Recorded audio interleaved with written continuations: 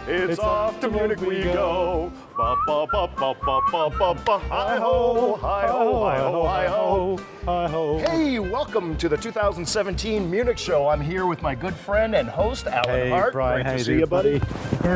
Alan has come all the way from London, and we are ready and raring to do this show. The show theme for this year, as we can see behind us, is From Mine to Mine. Mine? Mine? Mine? No, sorry. Mine, not mine. Underground mine. Okay, mine's mine. Mine, yours, mine. It's a killer exhibit based on all different kinds of mines, and it's really sparking off the 2017 show. It is absolutely fantastic. And we're about to go in and take a look. So give me some of your thoughts about this, Alan. I'm really excited. Very nice. And it's awesome to be here. I'll tell you what, we just had a really little glimpse as we walk around, and there's some amazing specimens. And also so many people here already. It's quite early. Yes. And we're going to have some good chats with people. We're going to have some fun, and we're going to learn what's really hot in Munich and what's coming to the future and what's here right now. This is some killer stuff. All right. That's good. Well, that was good. That's good. That was very good. I like it. That's why you get paid big bucks. All right. On my ribs. With that, we're off. Let's go back to the mines. Let's go have a look. Hi ho. Hi ho. It's off to Munich we go. Okay, back in the special exhibition, you never know you're going to bump into probably the tallest man in these circles, and that's a great friend of mine, Bryan Lees. Hey, how you doing? Bryan, how you doing? Hey. Great to see you, Good mate. to see you, Alan. Now, Bryan is world famous. He's just had a million selfies taken by his infamous, so we managed to get him, and he's put in these 5 cases of these fantastic specimens, notably Amazonite from Pikes Peak area, and of course the Sweet Home rhodochrosites that is famous in the mineral world, which Bryan was so famous. He also part of the mining process. So Bryan, just tell us briefly, what was it like to bring all of this to the Munich show? Well, we had the opportunity, Chris Kyleman said, hey, let's do something a little different. So he came up with this theme, from mine to mine, Sure, yeah. From the mine to the person. So since all of these specimens were collected out of a mine and actually went to collectors, it fit the theme perfectly.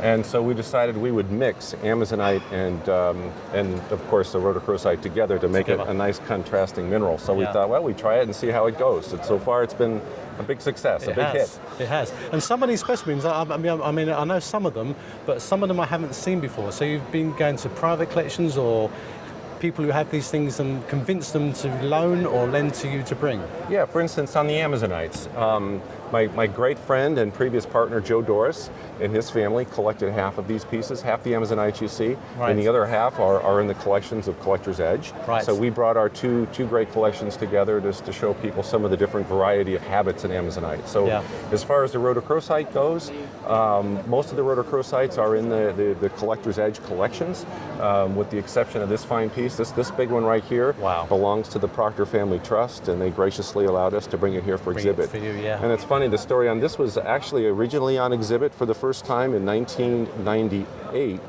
Not 1998. It was about that period of time when they just opened up this mineral hall. This was put on exhibit here, so this is like a reunion for this piece. Yes. Oh, awesome. It's fantastic. It hasn't been here for 20 years. Right, and I just want to pan this way quickly because personally, I love this specimen. Oh, isn't this something? Yes, this belongs to the Doris family. It looks like twin towers. It's two crystals in parallel growth. Just beautiful Amazonite around the back, around the front here. The contrast is fabulous. Fabulous. And I think seriously, it's a genius move with the colour contrast in the case. It's so captivating. And I said before that simple is good, and there's lots of people coming to look at this material. Yeah, it's difficult to put things, when you have some very high color saturation, vibrant colors, it's sometimes hard to pair them. But in the case of rhodochrosite and Amazonite, you can do it. One complements the other. Yeah. And that's sort of been a theme of the show. And I've seen a lot of different color combinations to make a case as a whole rather than the individuals as well. Yeah. So just to finish off, a little bird told me, I think it might have been you over a glass of wine, that the Sweet Home area may not be dead. Well, we thought the Sweet Home would be closed permanently. We shut the mine in 2004. We put a plug in it.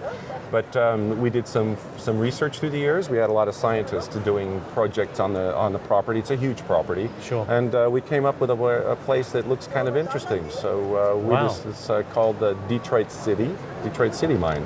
So we decided to try it. We're putting a tunnel in there just now into a different area of the mountain. So we'll see if we get lucky. Right.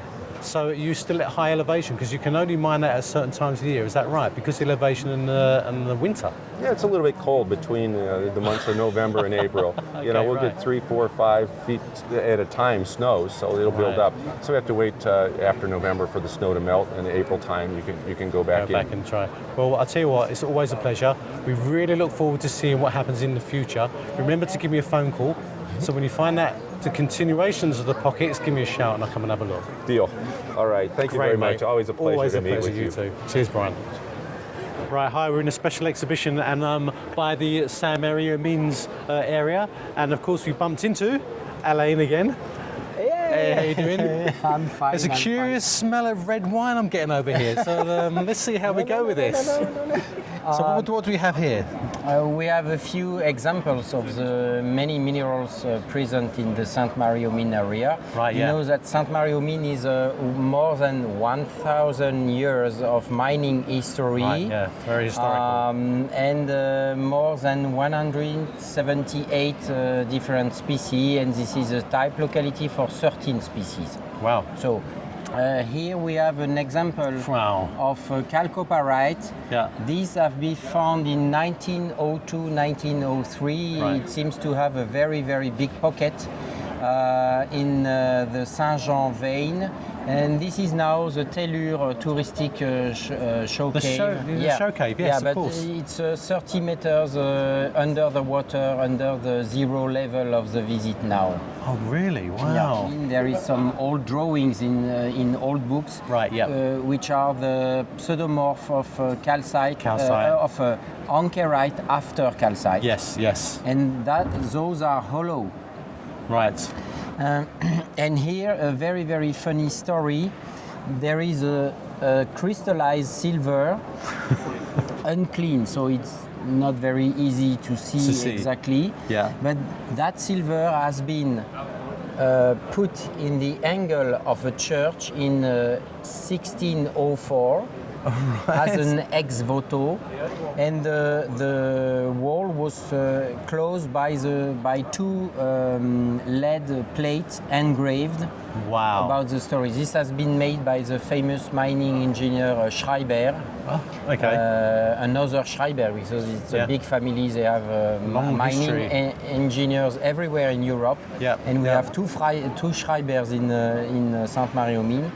And in 1908, the new train in Saint-Mario Mine was close to the church. It creates some shake and the church begins to collapse. So they have to destroy the church, and fortunately they unearth the silver. The silver and the two plates. And we have one here. Right. And gave to a local philosophical society which keep it. Yeah. Till now. Now it belongs to the society and the city of Saint-Mario Mine. Wow. Well, look, thank you so much for spending time to come over and show us part of the display here. And I think it's wonderful that we've got these really ancient historical objects that show mining history and also some of the ephemera that go with that. So, yeah, pleasure again, mate. Thank you. Thank you. Okay, well, we're back here with Ian Bruce in the special exhibition. We're at the Queensland case, and this is a new find that you mentioned to me a few days ago. So, what do we have? Well, this is one of the. This is our other summer project that we did, and this mine is extraordinary. It's one of the big surprises, I guess, of the mining world, because about 10 or 15 years ago, a couple of prospectors just outside of Cloncurry in Queensland. All right, yeah. Did some clever geology and some clever geophysics, and they found a world-class deposit only 15 kilometres from one of the most explored mineralized centres in the world. You know, new technology, using a bit of clever idea. Really? They came up and they put some drills down and boreholes down, and they found a world-class mineral deposit. You know, this thing is worth unbelievable billions of dollars worth of copper, and they've developed it now into a major mine. The company's called Kudico. They've done a lot of work there, and it's a very unusual deposit. Back in the late 1800s, some of the really old miners noted there was quite a bit of native copper laying around on the surface. Oh, right, okay. And they sank shafts. And there are multiple shafts all along the strike of the lode. And it was crazy because when they started the open pit, they started digging back through, making this new open pit. Wow. And one of these shafts was sunk. And it sank all the way down through the ore body, and it missed all the copper chutes. It was incredible.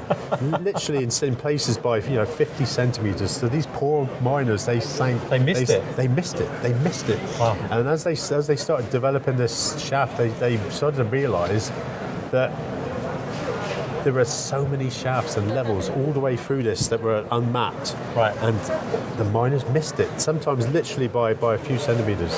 So we have a contract with Kudico to retrieve mineral specimens from the mine, and there's about a 2-year pit life there. And during that time, they're going to mine through what possibly is the world's largest supergene copper ore body. Yeah. So the copper occurs in lots of different host rocks. You get calcite veining, you get calcite, you get copper in the shale bands, you get copper in the jasperoid, you get it in the dolerite.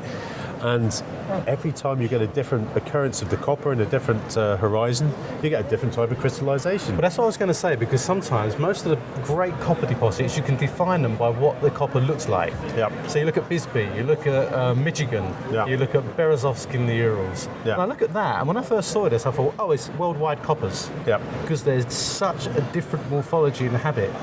And it's incredible. I saw that and I thought, hey, it could be, Russian. This one could be from Canada. The moss copper could be from Cornwall. Yep. This here is so typical of like Bisbee. It's Queensland. Yep. Incredible. One mine. The central copper is almost like a hybrid of different morphologies. It's such a beautiful, wide range. I'm just astounded, to be honest. Congratulations on that. Thank you. And I can't wait to the future to see what comes out. Yeah, me too. We're very excited. Well done. Really great. It's great speaking to you again. All right. Cheers. Okay, in this special exhibition, I'll have a look around. There are some specimens that just take my breath away, and this is one of those. This is a group of tourmaline crystals from Paprok in Afghanistan. Now, these came out a few years ago, and they're very well known because, of course, they have green caps. So we used to call them the green-capped tourmalines from Paprok. But interestingly, in this specimen, there's another group of tourmalines. That's this diverging spray of slender prisms sort of coming out of this crystal here, and at the bottom, you've got some beautiful smoky quartz. Now, this is just not only a wonderful object in terms of what it comprises of for tourmaline itself, but what is going on in the terms of the crystallization. 2 very different types of tourmaline, 2 very different types of crystallization. And to me, it's just one of the most amazing specimens, I think, is on display in the special exhibition at this year's Munich Show. Hi again, everyone. I'm at the special exhibition, and this case really caught my eye. This is a case of topaz, Imperial topaz, from Ouro Preto in Brazil. It's one of the most famous localities for this colour, and interestingly, this mine has been known for 100 years. It was discovered in about 1832, and rarely do you see specimens in matrix, and that's a fantastic piece here, but usually they're detached crystals of slightly varying colour. Now, what is amazing for me in this case, and it's right in the centre, is this specimen here, and this is a cut topaz of this material, but what's great about it is the depth of colour and the design.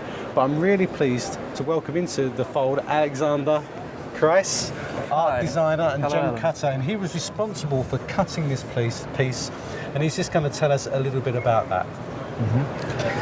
This Imperial topaz, when I first got the call from Brazil, a mineral collector, a good friend of the family, said, I have something really special, you need to come over, I need to show you. So I just booked the flight, got over to Brazil, and when I saw the piece the first time and I had it in my hand, I couldn't believe just the sheer size of this crystal. Right. So I asked him to dim the room so that there's no disturbing light around.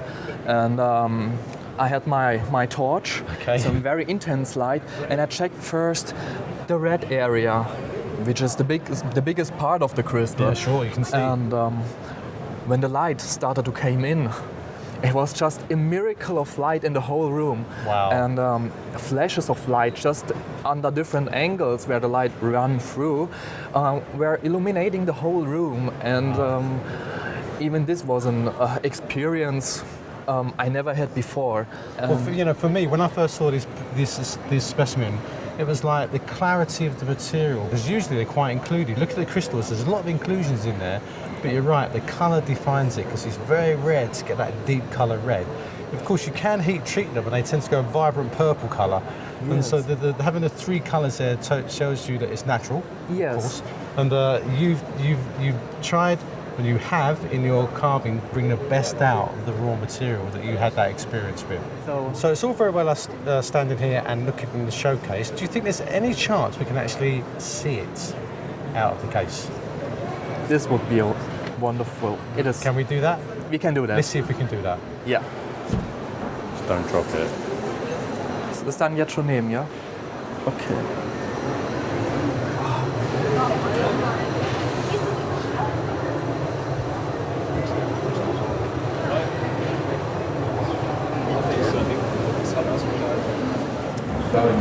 Wow, look at that.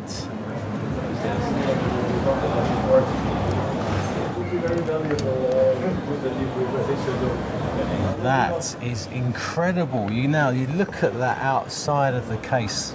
I can't believe the colour. I cannot believe that colour. It is phenomenal. It was the same I felt the first time when I saw this piece. And there is no really free of inclusions.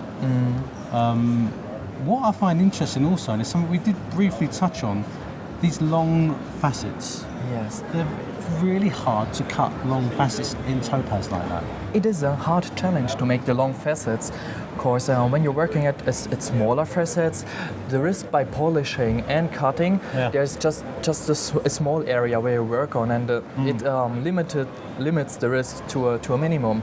But if you are working on long plain facets, you have much more material you're cutting away at one side, at one time. And this is the challenge by the inattentions, just that nothing happens. And it's only possible to cut it in certain ways. So for our viewers, those inattentions are in the stone. If you get it wrong, these things can shatter. Yeah, this is the thing. It's like baseball, you know. Yeah. As an artist and a master gemstone cutter, you get only one chance to get it right. Well, so there's quite a lot of pressure on you, not only in the stone but on yourself, to get it right and be very careful. But the quality of the material is unbelievable. And I love the way you've done those long facets. Really bring out the best of the stone. And then you've got these other gentle facets in here that give really good internal reflections inside. And when you see it now, do you remember all of that? Actually, when the depth of colour changes all the time when you turn it. I noticed that when I'm looking now, I'm getting different colours, different hues of red and different hues of deep purple and orange and yellow. It's phenomenal. And I can see what you mean by the flame as well. And the actual crystal itself that it was cut from was very similar in sort of size. You've only just really taken a short surface off that original crystal. Yeah, I was totally aware about that. This is a piece of the century, and to give it the special character, I wanted to do something what nobody else in the past had done before. Sure. Because an Imperial topaz in this kind of mixture of cutting, faceting, and carving. So it's the first piece where what is done in the world in this way, and I mean the truly quality of the piece. I mean, it's one of the biggest, or perhaps the biggest in the world in that quality. Definitely. Needs to be an outstanding piece, even from the cut and design. Sure, yeah. And I'll just say to you, it's obviously a labour of love, because it's proved by the material and what you've created. And just thank you so much for sharing it with us. We really appreciate it. Thank you, Alan. Thank you it was so a pleasure much. for me too. Wonderful to see. Cheers. Well, we're in a fantastic exhibition here. We are not small people. We just have a big specimen in front of us. I'm really pleased to be joined by James Zigras. James, It's a great pleasure to meet you. Thank you for having me. Unusually, we have we're interviewing someone who has a mine named after them. Maybe unusual, but it's great to have that. And James's mine is absolutely renowned for these huge quartz clusters and these single crystals that are found. Now, when I first saw this being installed, the first thing I said to myself, like, how did it come out of the ground? How did it form? How did he get it here? But importantly, what a fantastic specimen for the show to have. Answer all those questions, James, if you can. Yeah, well, this piece was mined about 6 months ago. I've owned this mine for 3 years. Sometime late 2014, we broke into this discovery, which we're calling the crystal vortex, which is, as far as we know, the largest discovery of high-quality quartz ever documented. The tube of crystals has been going for over 100 feet, over 50 meters, and has produced over 100 tons of specimens. The pocket is still going. Occasionally a spectacular piece comes out. This is one of the great pieces from that discovery in the mine. So it's a giant tube of crystals that basically we hit right at the top of the ground. So it's been going along a quartzite seam. What's unique about this particular discovery is you'll see the crystals kind of floating on the quartzite rock underneath. Yeah. And what the reason that happens is these quartz crystals grew on adularia, which etched away. And thank God there were some blades of quartz which support the crystals, but all of the underlying crystals of adularia weathered away, and now they kind of have this floating effect where they float on the rock. And this has never been seen before, in Arkansas at least, and really one of the most unique parts of this discovery, other than the fact the crystals are, of course, very high quality. The only other mine in Arkansas that has this quality is the McEarl mine, which happens to be right next door. And you said it's a pipe. So you call it the vortex. Has a funnel type structure in the mine. Yeah, it meanders kind of down the wall, kind of like a vortex. And you don't know how long this thing is, so you're following it. We're following it, and we have no idea when it's going to stop or what it leads to. Could be a feeder tube off of a larger structure. We don't know. So it's really incredible. And so really, as with mining, you never really know until you actually expose material. But you're hoping you might lead to bigger and better. It may be. It may be. And then the challenge is getting them out in one piece. I would imagine. Yes. This piece was very difficult to extract. It was completely covered in red clay, right. And the way we extracted this piece, like many of our other large pieces, is we strap them, and we pull them out with a giant 490 series track hoe, which is about a 70-ton track hoe, which lifts these pieces out without damaging them, because there's all clay, and the clay is underneath. It protects everything. That's why this is in the condition it's in. Well, James, I'll tell you what, I think it's one of the most remarkable objects at the show. I tell you now, lots of children come past this thing and have their pictures taken with it. It's a real audience specimen. Some great mineralogy here, and I think it's fantastic that you've taken the time not only to secure it, but to get it here and show it to people. I think that's really important. Happy to do it. We're happy to do it. And I look forward to the next one. Yes. It's been a pleasure.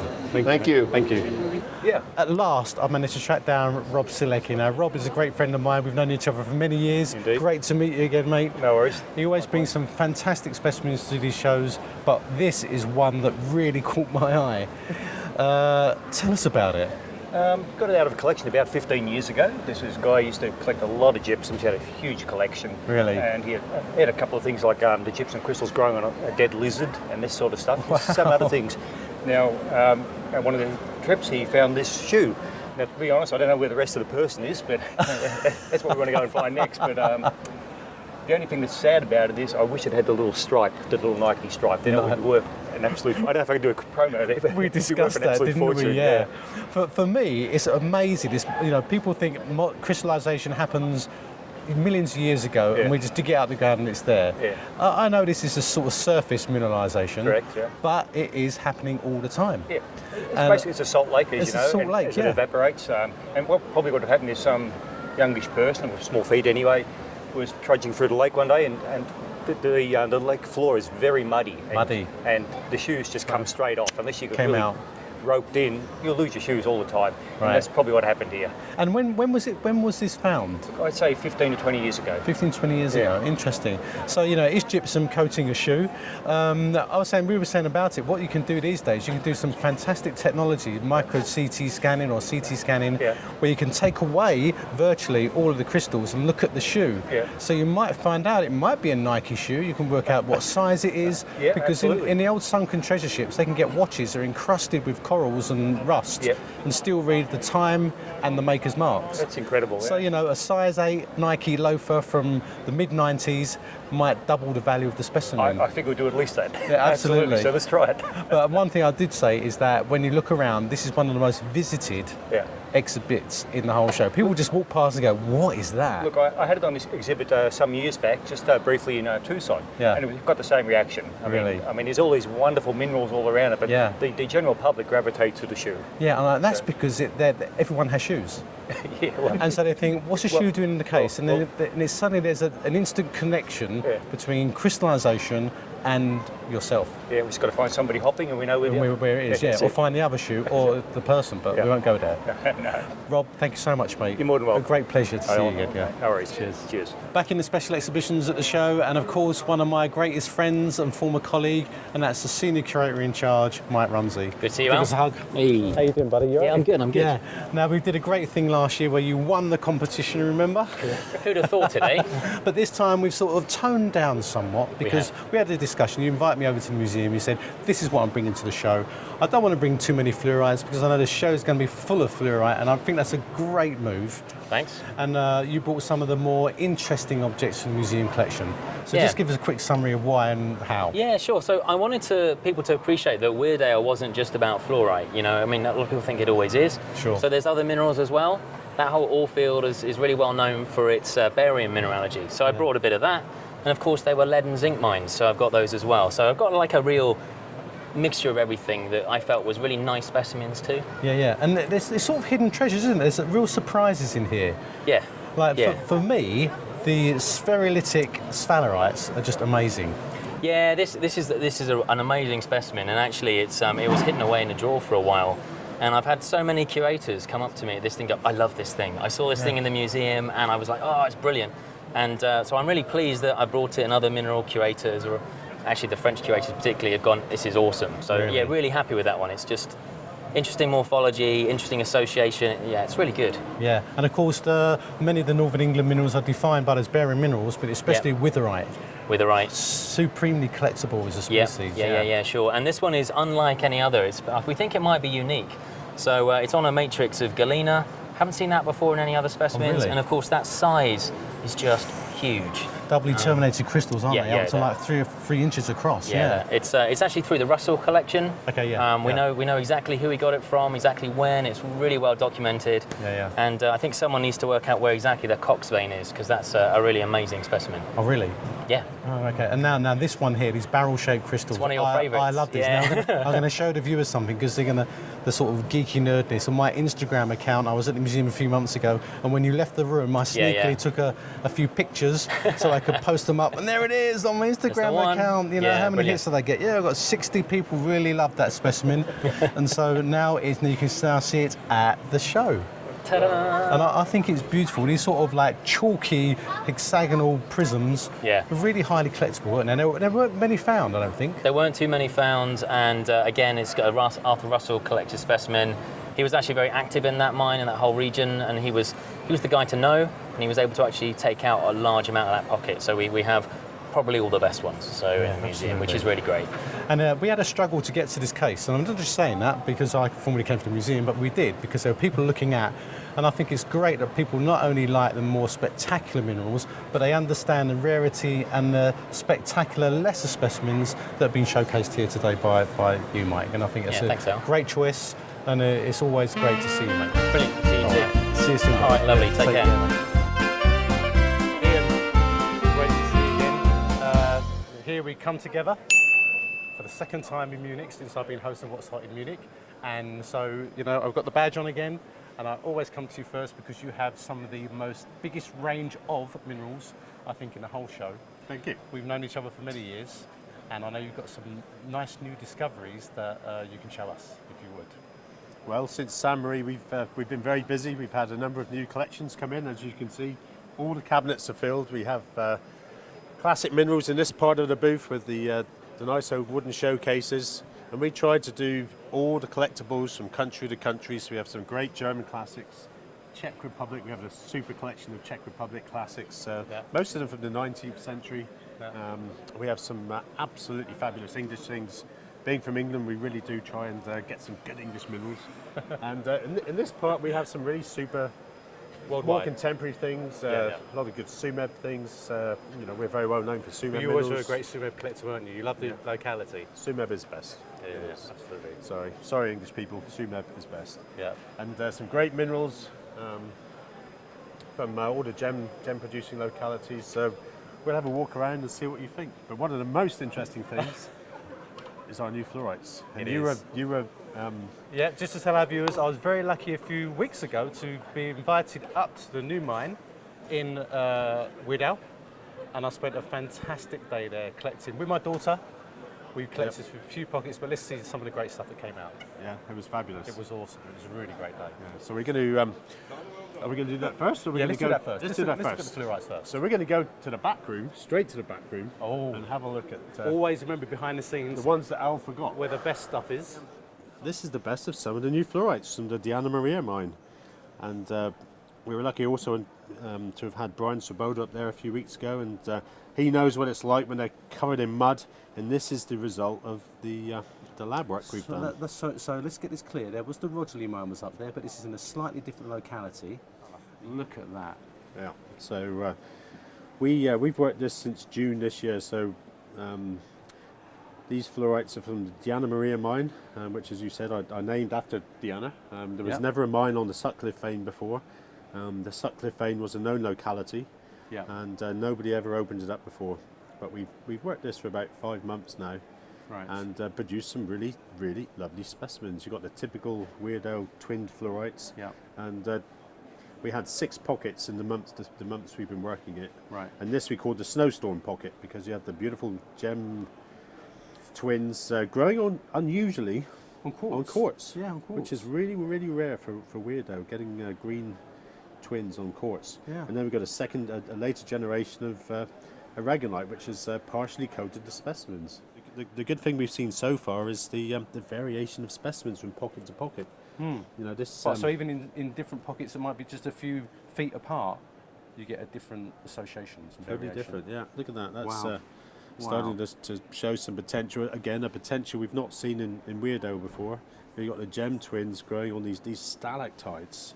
I love the quartz. White quartz, the quartz is unusual from there. It is very unusual. As you say, you usually get calcite, you usually get scalena, you usually get, Boltzmann was the siderites, and it was on the limestone matrix. But look at this. Wow. Oh wow! Yeah. Oh, this look is at that. starting to look. This is starting to get really good now. So that's Now one of the that. very best specimens that came out. This is the we called this the Emerald Peaks pocket. Now, I'll tell you what. If I looked at that in a drawer and you never told me where that come from, you would have thought Heights. The Heights mine produced probably the best gemmy fluorite. Mm-hmm. Yeah. That is as good as Heights. Twinned again, because a lot of the Heights minerals, fluorites were twinned. That is superb. It's such quality.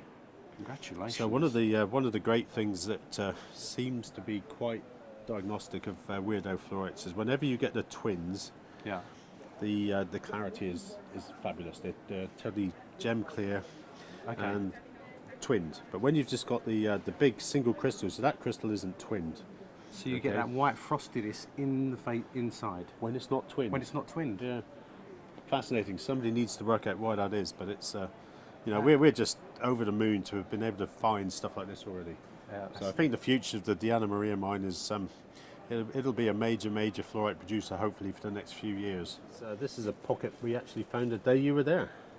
All right. Yes. And this is smoky fluorite, and actually when you get this into daylight, it's the most fluorescent fluorite I've ever seen. It's really absolutely bright pink, just like the Fraser's Hush material. This was a pocket found by Carl Graeber and Ian Jones right at the start of the prospecting there, and we called it the Graeber-Jones pocket. That is superb. It's almost like it's a cavity, isn't it? where it's holding these brilliant cubes inside. That is amazing. Let's get that there. And again, it's on quartz, yeah? Yeah, fabulous. On quartz. Right. As you know, we're very involved in the Volodarsk. I know about the Ukraine, yes. The Volodarsk pegmatite field, and this is wow. That's my favourite specimen that we found. Now that is unusual. During the summer months. And this is from the 206 pegmatite, which we worked from surface as an open pit, and this is just a fabulous thing.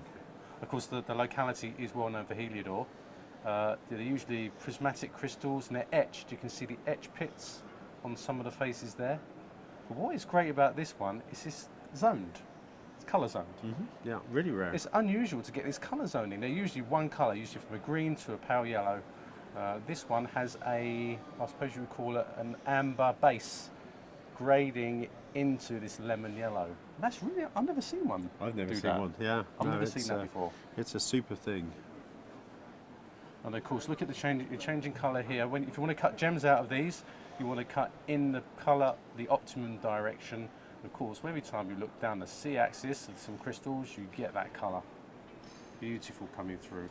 But as minerals and crystallographically, it's really interesting because these have been slowly being eroded, but they haven't quite dissolved. And you've got these wonderful etch pits on prismatic faces that tell you sort of about what is happening before the deposit was discovered. Yeah, the Russians obviously worked the 206 pegmatite for piezoelectric quartz in the 50s. Right. Okay. And they took the whole of the top zone off. Right. For piezoelectric quartz, and we basically wanted to look underneath that, so we stripped off all the overburden and looked underneath it, and we found some very good heliodors. The biggest single crystal we found was nearly 20 pounds, over 9 kilos. I saw a video of you pulling that out the ground. You have, and it's incredible. Right. We were really lucky to be out there with Bryan when they came across that part of the pocket, and it's worth looking at the difference in morphology, between the 206 pegmatite heliodors and the pegmatite 521, which produced all those really heavily etched ones that we know of so well for the market. So these are totally different, totally different. It's great. You can look into collections. Yeah, there you go. Mm-hmm. Look at that. Slightly pointed. This one, not much of a flat termination. This one has. Well, I know that you told me when we were up there, you felt it fantastic to get almost some downtime to get back to your roots and actually collect material. Yeah. And it's very satisfying. Yeah, it's really great. And later on, I'll take you up and show you the coppers we've been digging in Australia. Okay, yeah. We have some fabulous. Yes, that's right. We should look at those. They're unbelievable. All right. So that's for the future. And we're really lucky also for this show to have the new Lapis magazine. So there's one of our Diana Maria fluorites on the front cover. And you can look at the zoning. Yeah. It's absolutely superb. Yeah. Look at that. So you've got a purple core, then a yellow band rimmed by an emerald green. Twin crystals, so you get great translucency. Yeah, super.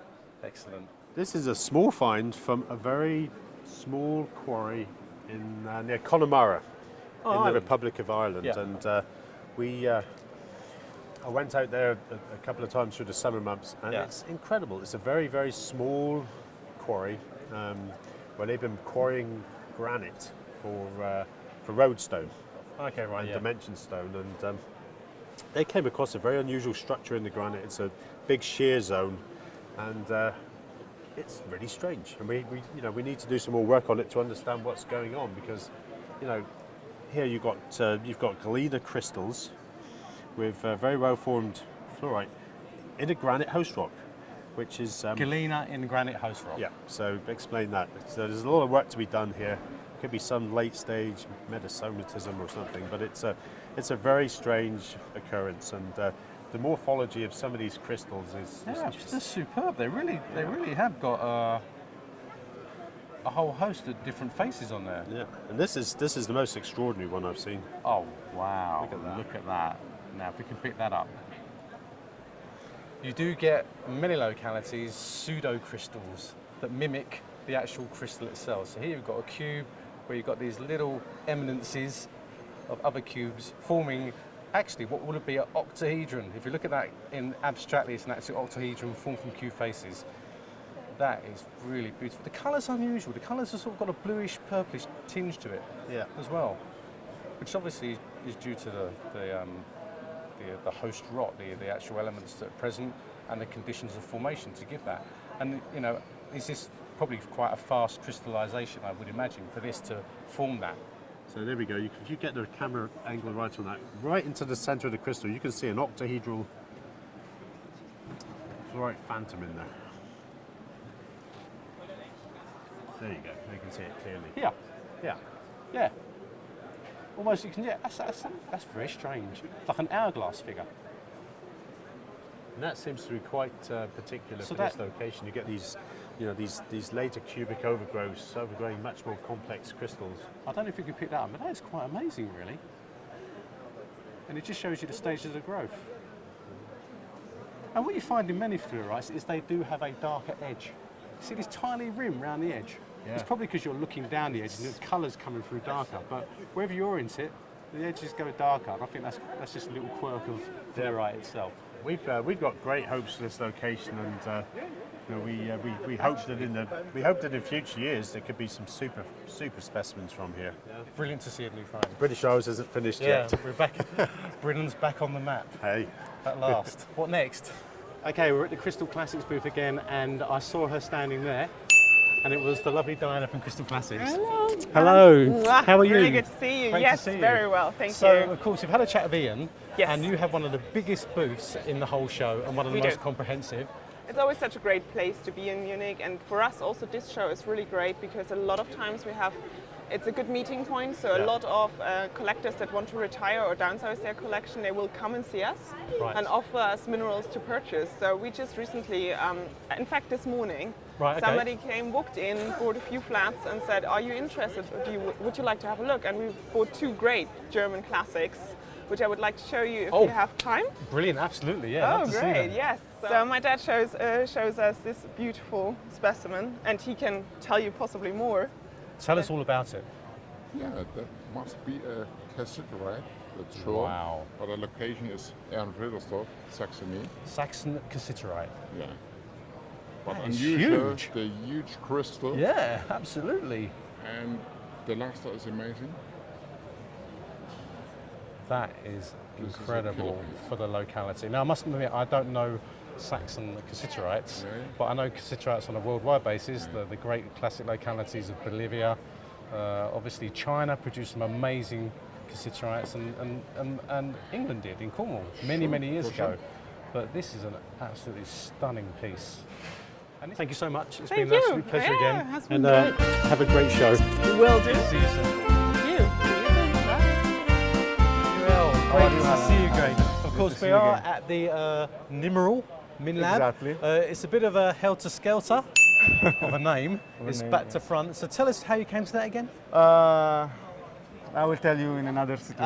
Not now. Okay. It's better. Well, I remember last year we saw that as like, did you spell it wrong? We had quite fun about it. But you showed me some great stuff. Yes. So what have you got to show us today? Today I have not so much, but several cool pieces. Great. So, you want to see them? Yes, please. Yeah. Sure? Yeah, definitely. Okay, let's go inside. Secret door again. You remember for sure the find of mimetite from Thailand. Yes. That was done 25 years ago. Yeah. Okay. So I was lucky to run into something nice and that nobody has ever seen from this locality. So these are basically skeletal crystals of mimetite. Wow. Yes. This actually is like a tripod footprint. Look at this. Oh wow, look at that, everyone. Now I remember this find. It occurred on some sort of matrix, and they're tiny, small prisms, weren't they? They were quite large, up to about a centimetre. Yeah, about centimetre, 1.5. They were prismatic crystals, but any of this skeletal stuff was not out at the time. No, this was exactly at the same time, but the guy that found this place and this material didn't put on the market. So really, so they kept everything, and so far I understood, nobody knew about this style. You see that like rosette. So obviously a lot of the pyromorphite group, they can occur in this sort of typical habit. Yes. Can't they? Look at this piece. This is super cool. Oh, that is awesome. Look at that. So it's a stack of skeletal crystals. Yes. And look at the geometry here. Yeah, the geometry where it's almost grown faster on the outside than it has on the inside, like a hopper growth. Very much of this is seen in pyramulfite group and also vanadinite as well. Vanadinite can occur like this, can't it, as well? And so this has been sort of stored away for years, and you come across. This has been stashed away for about 25 years. Wow. And I ran into the possibility to make a purchase of this material recently, and so I acquired a group of these specimens. Yeah. And I really like this material, this style, because really something that you don't see so often, and from this locality was not so known, or was not known. Yeah, it's not. This is another very good example. It's not typical of the locality No, as we knew it.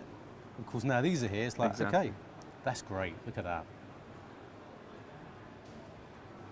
There is a mine in the UK called Wheel Alfred in Cornwall.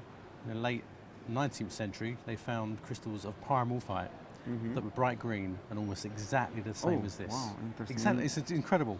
So just the color was different. Just the colour was different, but the morphology and everything was perfect. Wow, interesting. There's quite a collection there, isn't there? Yeah, it's a small collection of selected.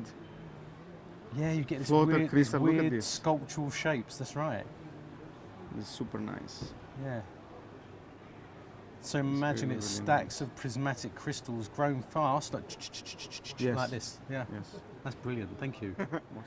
This is that's how I remember the locality. This is the classic crystal shape.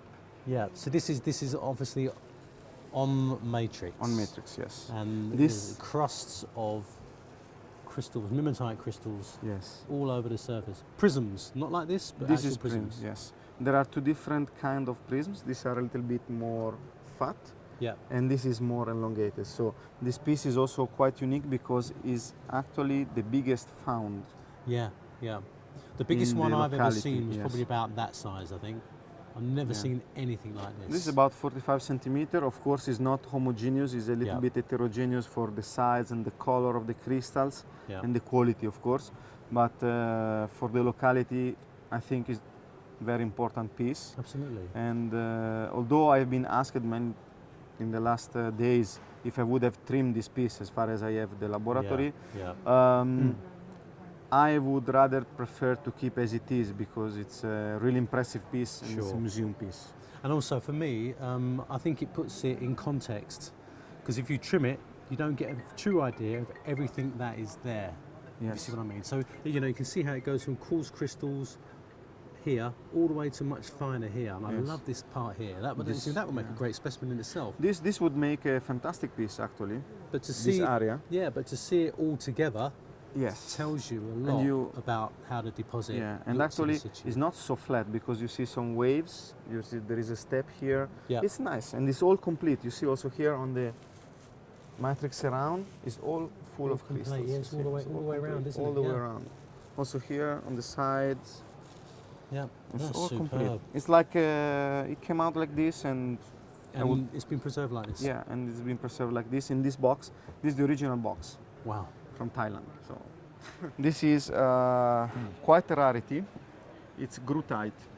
It's a manganese mineral. Manganese oxide, yeah? Manganese oxide. It's hydrated oxide. Yeah. If I'm not wrong. Okay.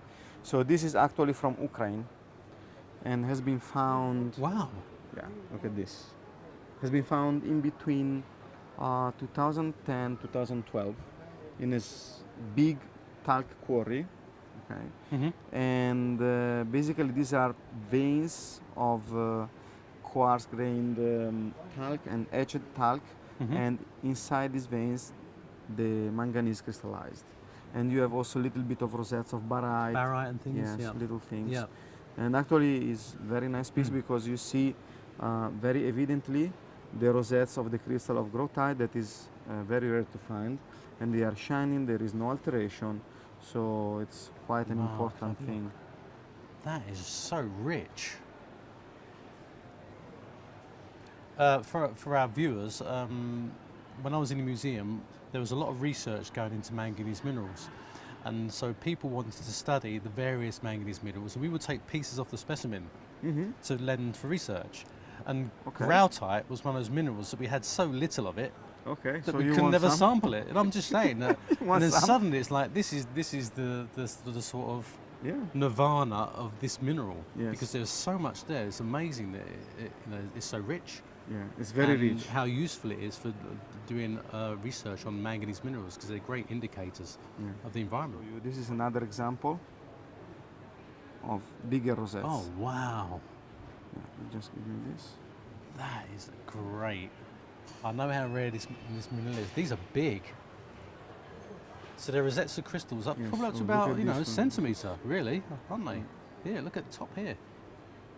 And it's all there's a matrix. There's a contact point here. Contact point, yes. Yeah. That is superb. So this is a very nice and aesthetic piece. Oh, that is super. Of course, to find specimens and to obtain specimens like this is not easy. And actually, this quality is among the best quality for geminous luster. And I'll tell you what, I've seen I've seen a lot of specimens from here. They occur in those sort of geodes, don't they, and things. But the luster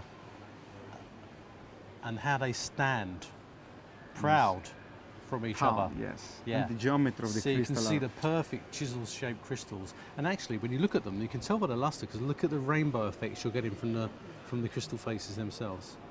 I don't know if we capture that in camera, but that is a superb, great colour, great transparency, great morphology. It's really, it's best of species. Yeah, this is a different morphology of crystals. This more the they're more in not mineralogical terms, but pointy. Pointy, yes. Yeah, look at that. So instead of having the flat chisel chops, you've got really steep pinacoids that are giving these different morphology. It's super rare to obtain this morphology with this quality. Yep. The good color. Usually they are much more pale, and the luster is not good in this morphology. But this is almost the same quality as the other piece. Yeah. So for morphology, I really prefer this one. But for the quality, this is, of course, the... Tell you what, both of them are stunning. And this actually has a little bit of blue shadows inside. Yeah, I'll tell you what, you can just pick up a very slight different colour, can't you? This is slightly more, we call it a duck egg blue. Duck egg, yeah, okay. Yeah, this is more, it's got more luster, and you're picking up the light picks up some more purplish hue to it in here.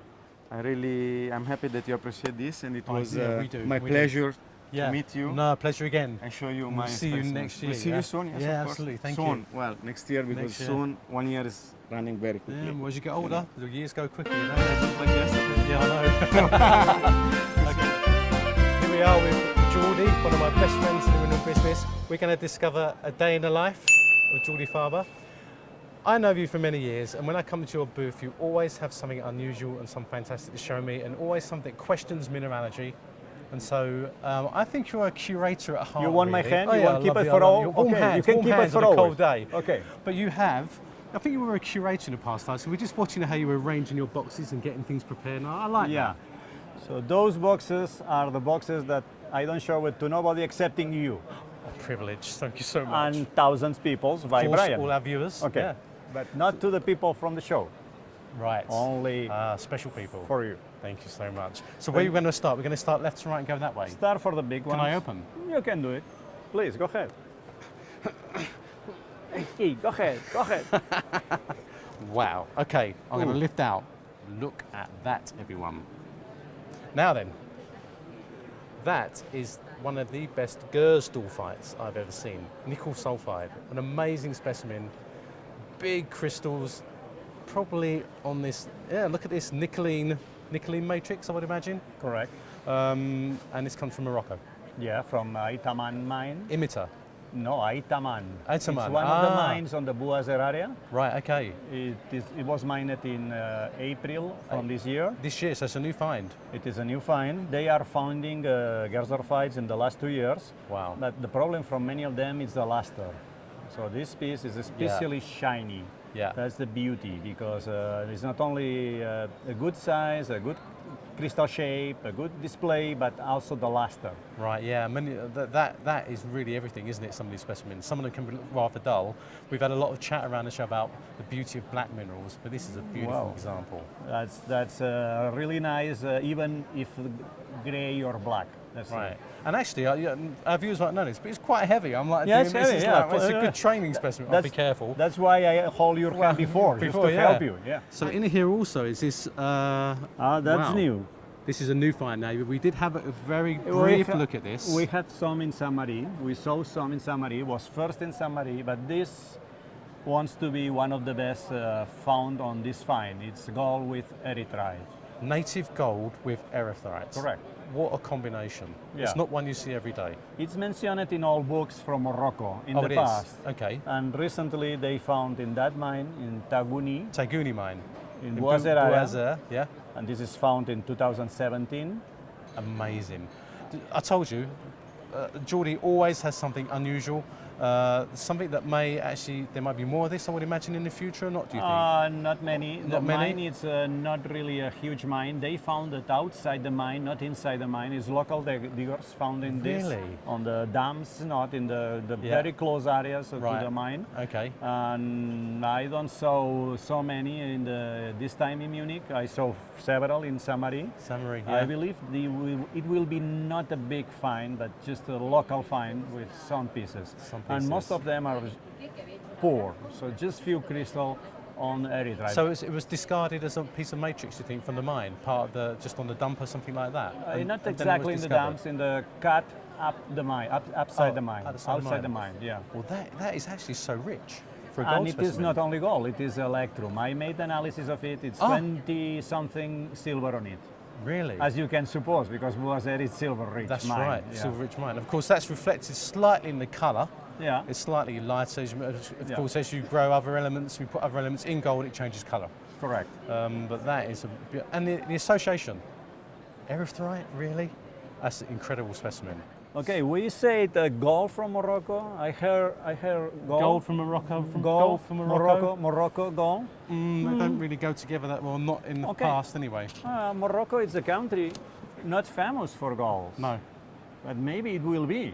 Yeah. Not only with this, but here we go. You're going to show me something now, yeah? Yeah.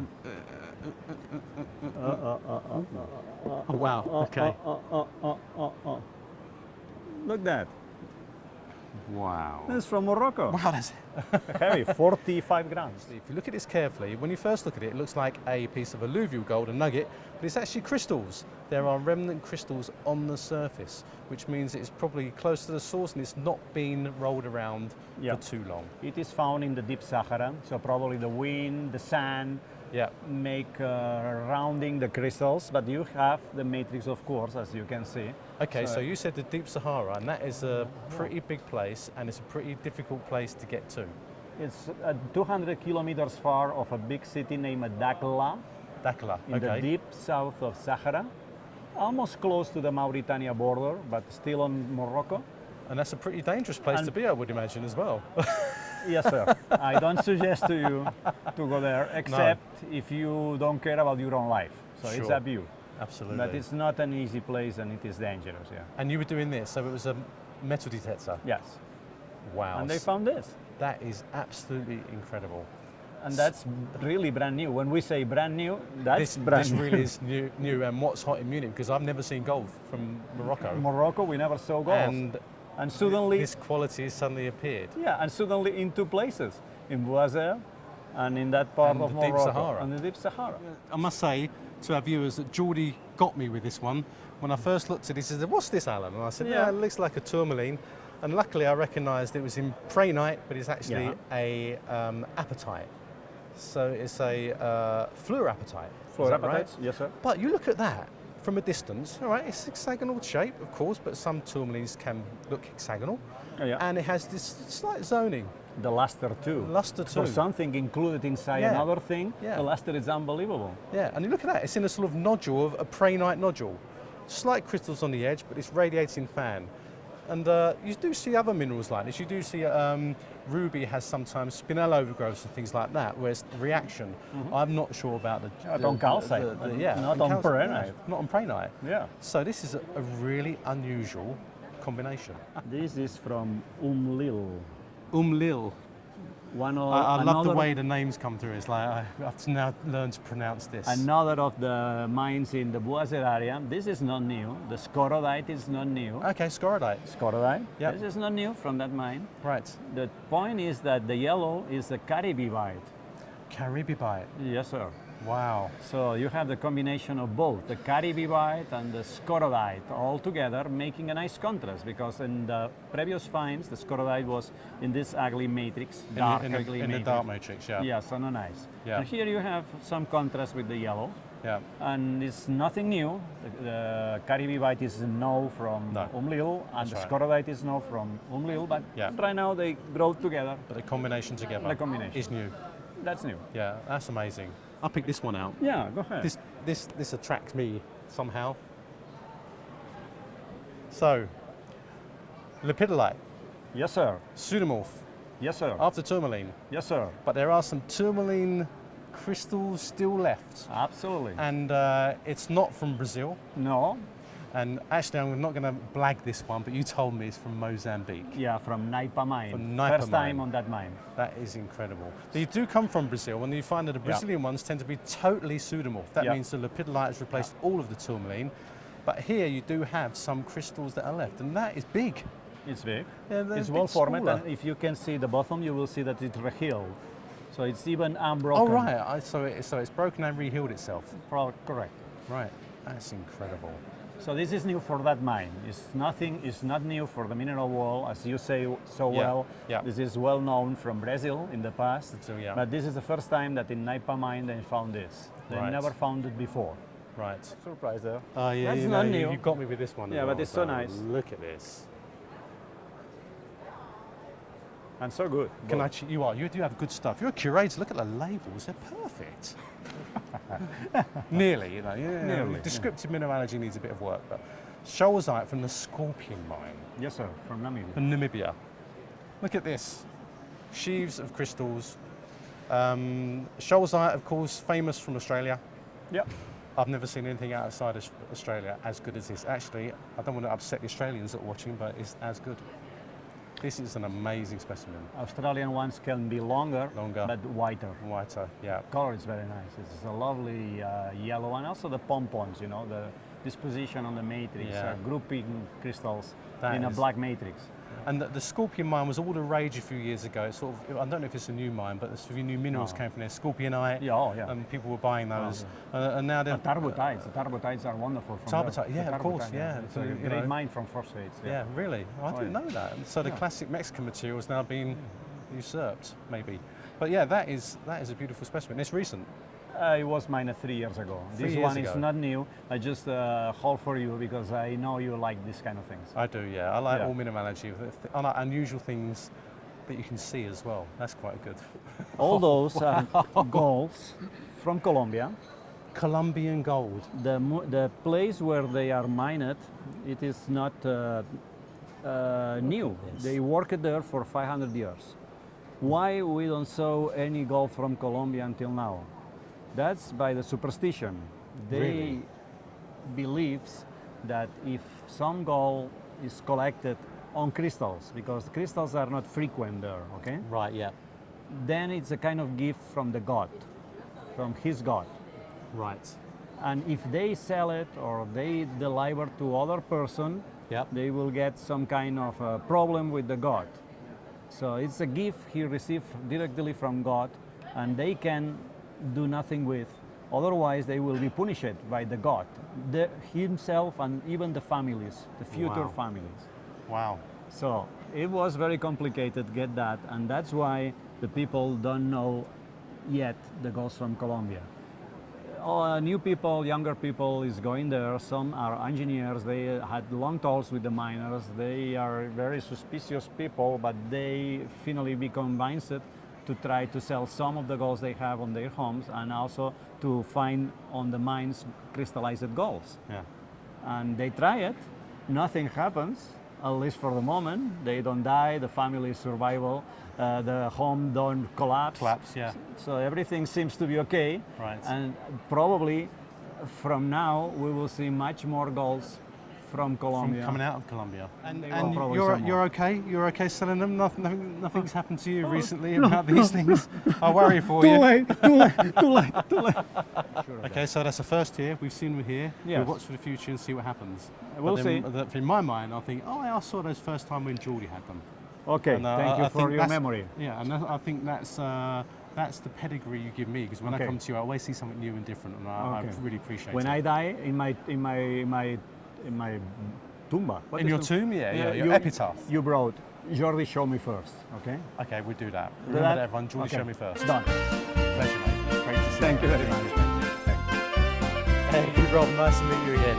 Good to see you. It only seems like yesterday that we saw each other in Munich, and now we're here again. Yeah, and you had a respectable job at a museum. I know, well, I did it. Well, now you're a free agent. Now I'm a free agent, freelance, I can do what I like. Well, I can't actually do what I like, but when I come to your booth, I always see things that are great, rare, unusual, and new. Thank you. And so just give us a quick summary of what you've got today. Okay, we can do that. So, where to start? I usually start with China because I have the most fun traveling to China. Really, And all the other dealers go everywhere else. Right. So I like going where others aren't. So this is actually a new find. It's very cool. Wow. These are from Churfang, which is northern China. It's the province of Inner Mongolia. Inner Mongolia. And these are fluorites, yeah? Yeah. But they're really etched. Yep. So Isn't most that of them, incredible? of course, etched.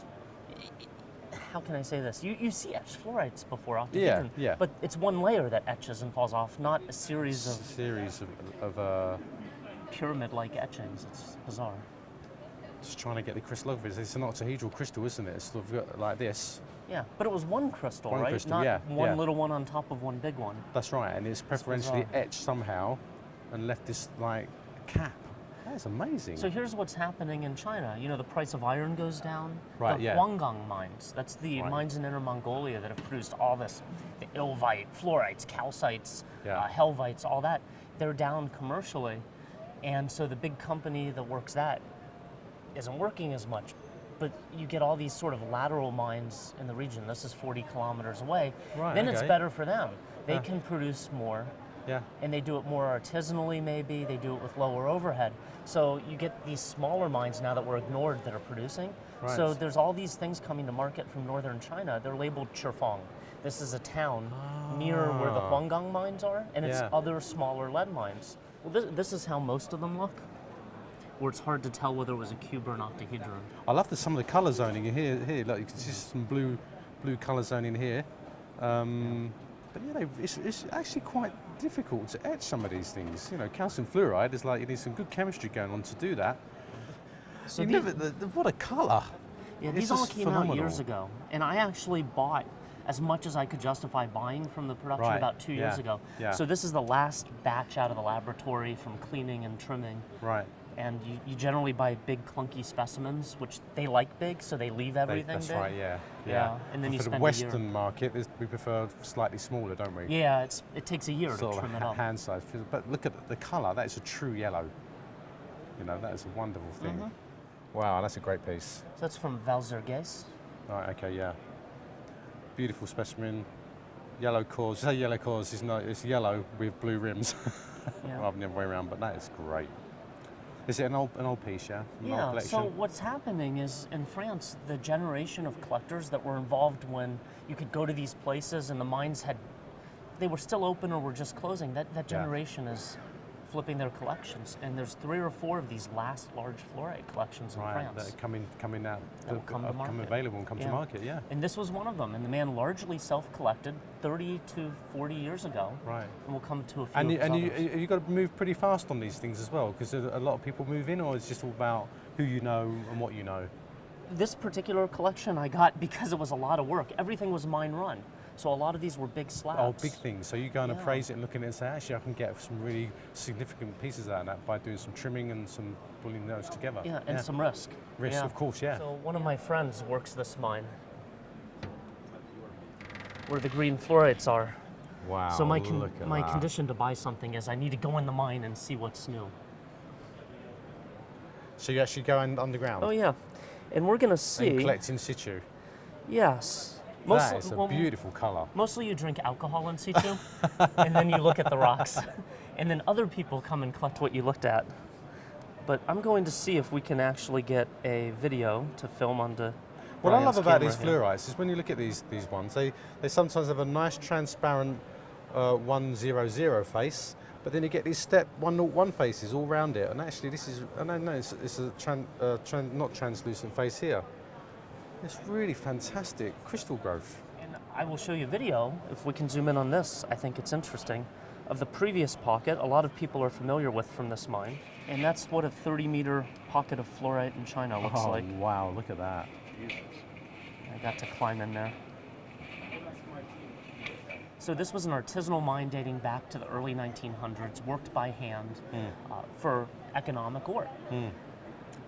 Went out of business. So now teams of Chinese dealers invest, and obviously they have a political partner who invests the political equity rather than sweat equity to allow them to mine there and have the permit. But it cost a lot of money to renovate mines up to American and European safety standards. This is the entry to that mine. So I will call this up for you, and it's essentially a quarter mile through 100-year-old tunnel almost, with the water leaking out of the walls. Oh no, not for the claustrophobic or the squeamish. Oh wow. So it's a quarter mile. A quarter mile, you do trudging to through get that water. Yeah, to get to the place. Yeah. So when you see these big Chinese green fluorite plates from Chenzhou, they're coming out of this mine. It's a team of people hauling it on a sledge out of the hand-dug portion of the mine through a quarter mile of water. To this little tunnel with water leaking through the walls all around you. Yeah. Look at that. So this is goethite, is that right? Well, to be honest, I'm not entirely sure. Lift it. Do you think there's some hematite in there? It might. That's, you know, you think of the West Cumbrian iron ore field and the the mammillary hematite. Right. It's exactly the same. But I see you have goethite on the label. So it has not been analysed, do you think? Well, There's this on the loads of surface malachite is around here. goethite. Yeah. It's brown yeah. and rusty, Brown. and it has that oxidation. Yeah. But it just feels too heavy to be only goethite on Yeah, malachite. I think it's probably a combination, I would imagine. So have you seen this combination from anywhere? Nowhere. I haven't. Me neither. The malachite is pretty good as well, you know, from there. Look. Uh-huh. It's really nice. I love the iridescence, thin film iridescence of the crystals as well. So it could be a surface coating on here as well, that's giving that nice patina, which is really neat. So what's happened is you have people, they literally walk them overland from Laos into China to sell on the Chinese mineral market. Right, and they're okay, freaking heavy. Yeah, yeah. You can see, they just walk them in. Yeah, I can sit here and do my workout with this, you know. Yeah. And that defines you, I think, to be honest, because you always, you're decorative, but of course you always bring stuff that is unusual, and you say, oh, maybe it will sell or maybe not. And I think, yeah, of course it's going to sell. It's a beautiful mineral. It's a great new find, and it's a great new descriptive mineralogy. I mean, look at this thing. You know what the funny thing is? I had a visceral reaction to this. I thought, wow, this is so cool. That is just fantastic. But they're dark and it's weird, and I didn't buy a lot initially. But the reaction is pretty good in the case. So what? So this comes to you. You look at everything. I like that. You sell it. It makes a nice profit for you, and then you wish, wow, I wish I bought the other 400 tons I saw that might be sitting over there. It wasn't 400 tons. It was. I wish instead of buying my first choices, I wish I had bought my second choices too. I'll just look at the back a minute. That's just solid, isn't it? It's just solid malachite with this growth on the top. It's bizarre. I really like that. I think that's really, really neat. Really good. Thank you. The other hard part is these the way we get these is I sit at a restaurant in a little city in southern China, and literally you put word out that you'll be there, and people walk up. Walk up and bring But things. usually it's dinner or evening. So as it gets dark, I'm sitting here with my iPhone flashlight, trying to buy in the dark.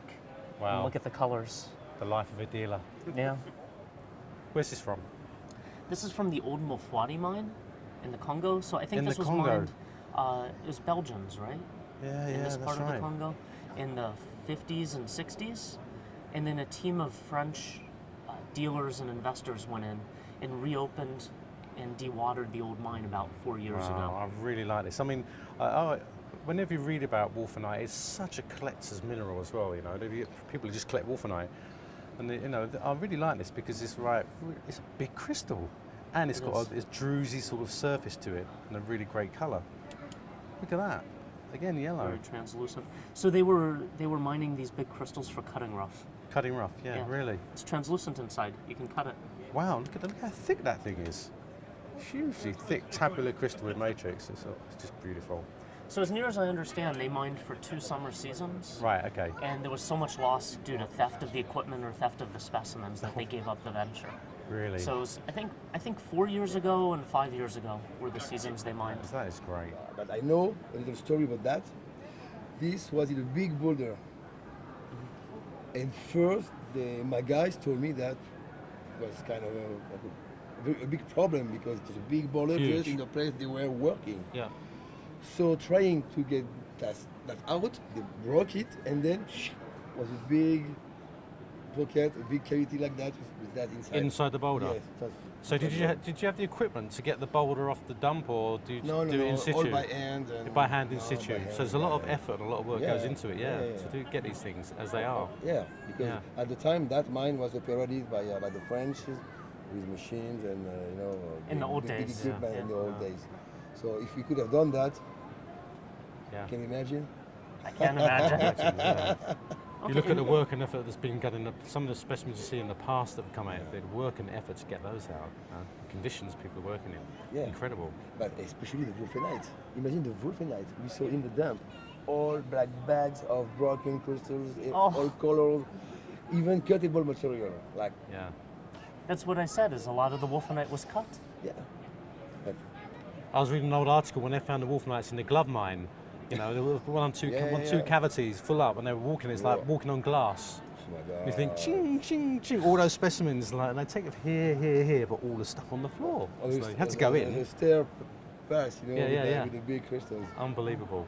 Well, thank you for the stories. My pleasure. Our special guest, Laurent My Thomas. pleasure.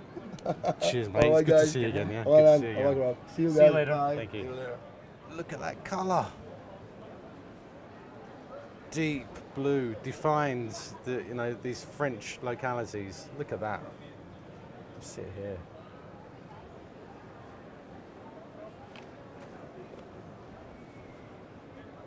And you have 2? Yeah, well, actually, this is where it gets interesting.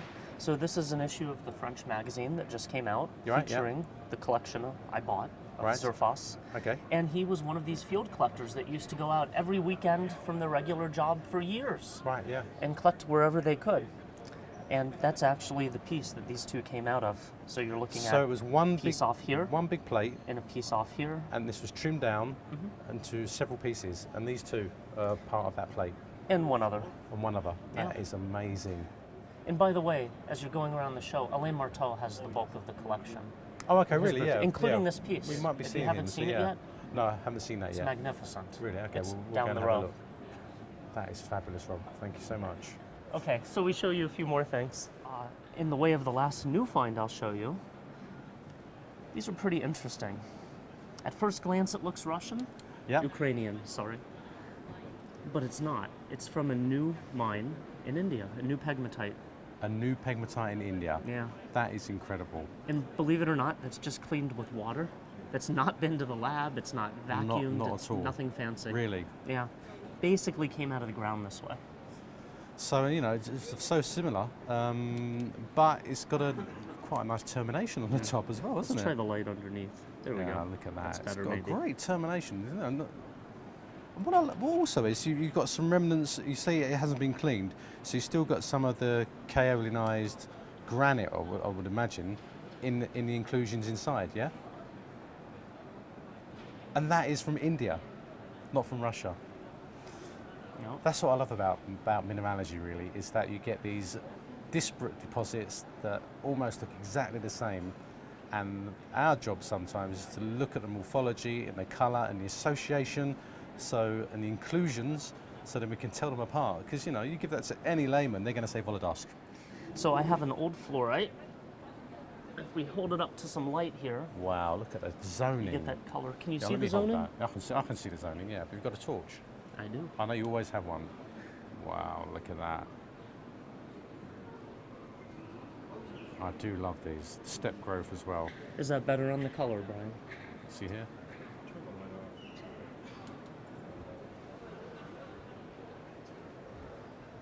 This was found in May 2010. This is, I just refer to it as the La Viesca pocket because it's the only pocket I really know when it came and care about. Obviously, the mine has been there for many years. Look at that. See here? But it's very typical for that find. Yeah, yeah. And a big crystal. It is. It's big, isn't it? I love locality pieces the most when they're also among best of species. And normally I don't. Normally I don't love Italian covalites, but that's the one. That is huge. And it's not been cleaned, so that's au natural, right? No fancy cleaning. And those are from what, the 1850s or 60s? It's an old locality, yeah. Yeah. That is a superb specimen. Look at these platy crystals. Covalite, covaline, whatever you like to call it. Covalite now, I think, but that's one of the biggest I've ever seen. Yeah. You know, that's rivaling Montana material in terms of crystal size as well. I think, but more robust. More overall. robust, yeah, absolutely. Yeah. And as all covaline has this very slight iridescence to the surface, doesn't it, as well? So when you look at identifying stuff, you know, that purplish colour, immediately, apart from the morphology, of course, you think, it's covaline, really good, really neat. So that came out of an old collection as well, yeah? Mm-hmm. Yeah, and that's what I love about you, Rob. You pull these things out, you know, you see things that are surprising. And I think that really is great for you. Well, thank you for taking the time. Thank you as ever. Thank you. A great pleasure. Look forward to Tucson and seeing what we have there, of course, next year. Thank you. Okay, well, I thought I saw her standing there, but I realised I saw him standing there. Alain. Hey, great how to are see you you, again. Alain? Now, Alain, you are the manager of the Sainte Marie Show. That's a good joke. I thank you for that. I just had to say that, though. But you are the person that sort of runs all of the special exhibitions there. Yes, and it's that's great true. to see you in Munich to check out the competition. Thank you sort very of. much. But yeah, you've got some really nice stuff you want to show us. Yes, please enter. Thank you. I recognise this, but I don't recognise it because I recognise it from the publication. The magazine. Yes. So this is the fluorite that we saw that's now figured on here. What a specimen. Yes. Where did you get this from? It's from, this is from Paul Zerfa's collection, that man. And it is a Lebex, very unusual color, green, only one pocket, with a second generation colorless, with bubbles and chalcopyrite inclusions. Wow. And it's a complete floater, a floater of 50 kilo. So try to make it float on the water. Good luck. Oh, man. No, this is something really And you say this is an unusual color? Yeah, Lebex is of course well known for the blue. The blue, You have also some deep yellow and some colorless like Dalnogorsk. Yeah, yeah. But only one pocket of green. But the shape, the habit, the architecture like a stairway. Yeah, I would say that. It's almost sculptural, isn't it? Look at, it's a beautiful sculptural object. Yes. Yeah. This was in the desk of the director of the mine, and you know that Lebex closed in 1971. 70s, yeah. And then Paul Zerfas bought it to the son 15 years later. But he knew the specimen when he was a young boy and visited the mine. Wow. Oh, wow. An old timer from Italy, from Valdala. Ala. Look at that. Certainly the discovery of 1898, so the real end of the 19th century. You have, of course, chlorite crystals, some very big garnets with very nice shape of the crystals, big diopsides, and some Vesuvianite. One is a bicolored Vesuvianite. There is even a very, very small apatite, white apatite, but very difficult to see. I love this. This is such a classic for the combination. Yeah. You know. And the size also. Yeah, the way the dark sides on here, standing upright as well. But these garnets are big, aren't they? Yeah, they're big for this locality. And they have a good contrast. Good contrast and colour. Super bright. A lot more of this fluorite as well. Sometimes you think that's removed in the past to reveal some of the garnets underneath, because this kept the whole association together. Beautiful. And even if on a geological point of view, you can see the rhodingite on the back. Yep. And a look at the veining, vein secondary of, veining, yeah. Granatite. Right, yeah. That means the rock's made of more than 80% of garnet. Garnet, 80% garnet, yeah. And you can see the schistose nature of that rock as well, can't you? It's got a schistosity to it. Yes. Wow. It's a stolzite. Stolzite. That's big. Yeah. You know, there is two major localities for stolzite, Broken Hill in Australia and Saint Lucie near Marvejols in the center of France. And these are the typical crystals found in the very early 90s.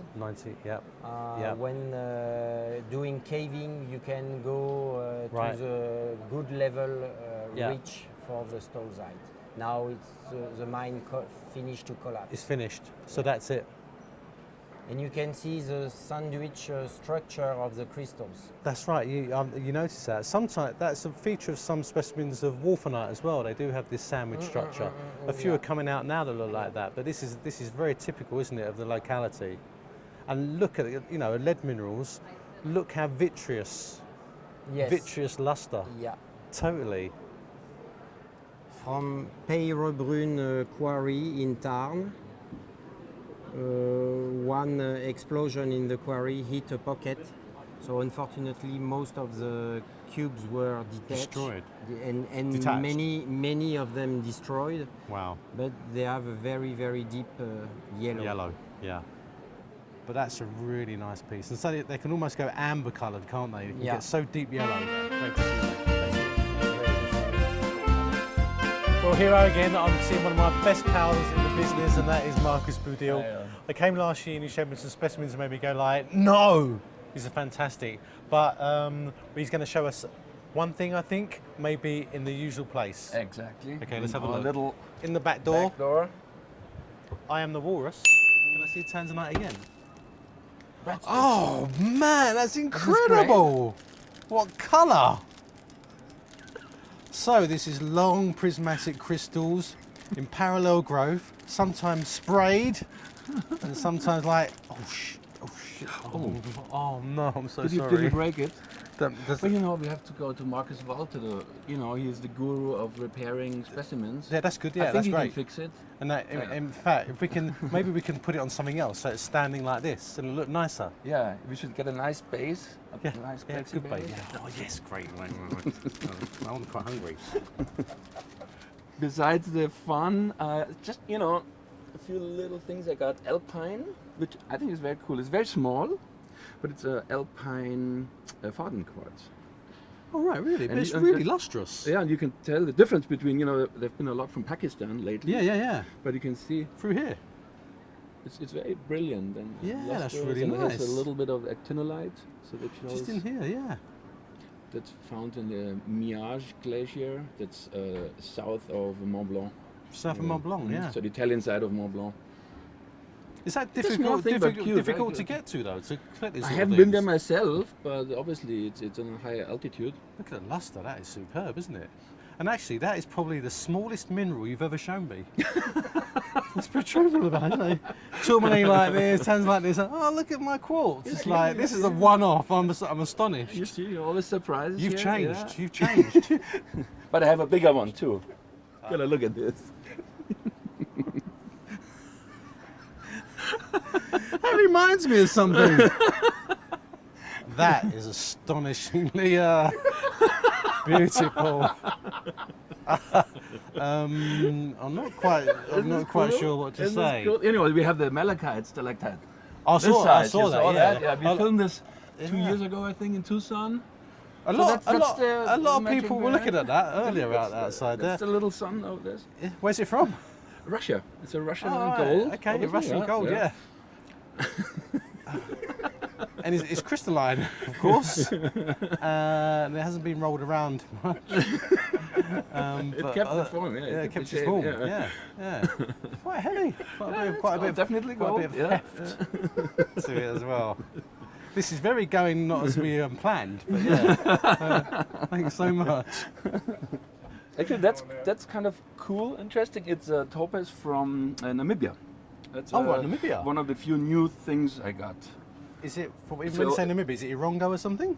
No, it's from Spitzkoppe. Oh, of course, Spitzkoppe. That's a nice crystal. Look at that. Usually they come only in broken crystals. It's a nice complete specimen.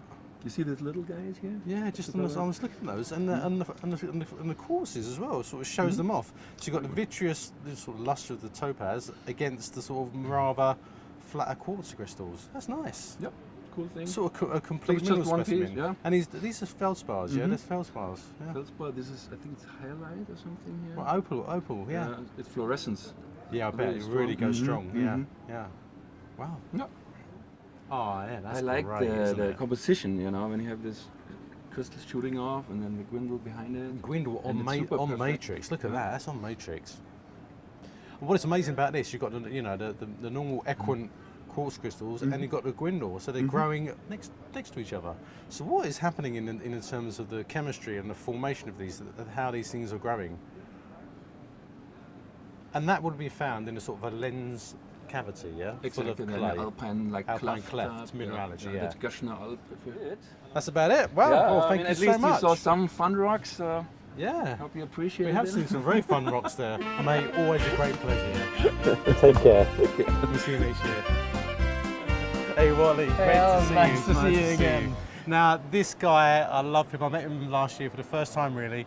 We had a good chat, and you're going to show me some great minerals. Because when I came here last year, I like to learn about mineralogy because I love minerals. Yes. And of course, with a little help from my friends, I really find a lot of things from you to tell me what's happening, some classic minerals you have. And so let's have a walk through your booth and you show me what you think I should see.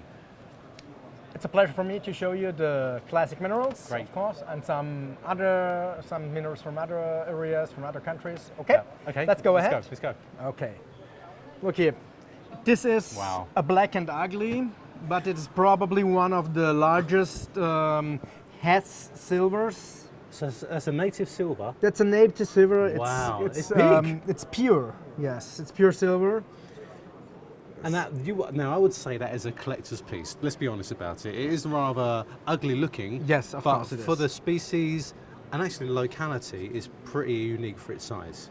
For the size, it's very unique. There's only one specimen in this size in the Freiburg Museum. Right, okay. Yes. And is that for an old collection or was it recently collected? For an old collection, we recently purchased, yes. So for many of the classic localities of Europe, they are closed down, obviously. Yes, this was a quarry. They discovered silver veins in the 80s and 90s, but they are totally done. Totally done now? Yeah, they're abandoned, yes. Oh, so when you say 80s and 90s, you're 1980s? 1980s, So yes. it's actually, that's relatively recent from our historical standpoint, in a way. Yeah, absolutely. These are spinel twinned gallinas from the Siegerland area. Wow. Look here. This might be heavy. Oh, wow, look at that, everyone. With dolomite, typically on cassiterite. Yeah, so this is lead sulfide, obviously known as galena. Everyone should know that. Yeah. Beautiful crystals. Now, you see a lot of galenas, they're cubic. This is still cubic, but they are actually twinned, aren't they? Yes. And it's quite unusual to get different morphology apart from the cubes. You see them elsewhere in the world, like from Bulgarian places, and we actually have a locality in England called the Herod's Foot Mine that has these very plated crystals which are twinned, just like this. But this is they're big. Yes. They are big on matrix matrix as well. It's a very good specimen for that locality, yes. And we call this shape, it's a little called Gondabach plates. Gondabach, yes, from the Gondabach mine. Named after the locality. Yeah, Gondabach, yes. Gondabach, yes, but this is from the Pannenberger Einigkeit mine, and this is a very, very good specimen as well from this local. This is a Chanasio Proustite, one of the most famous localities. Yes. But this one came out the US National Museum. Yes. Look at that, US National Museum. So really, there's a lot of recycling of specimens, and this is a great pedigree example. Look at that locality. When I see Channel Theo, everyone gets excited. Yes. What is going to be locality? There we go. Channel Theo, Chile. And there is the specimen. Yes. Take it out. Don't hesitate. Brucite, as we know, light sensitive. Small crystals, but it's a classic locality. They usually create very thin veins in this little matrix, and the calcite matrix as well.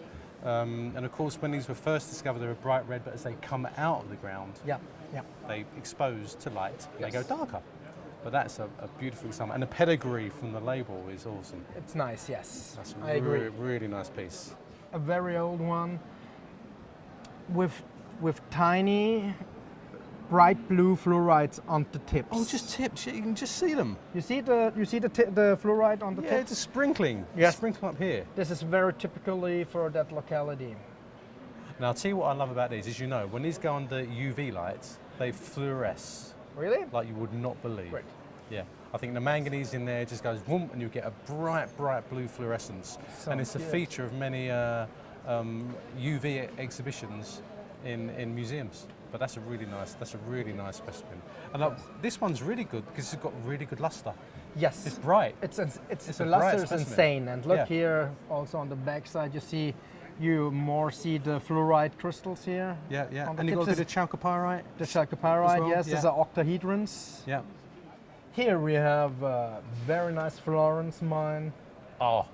Fluorite. Look at that. On hematite. Another English mineral. Yes. That's really nice. The Florence mine did produce some amazingly blue fluorites, but what was great about them was they were on the specular hematite.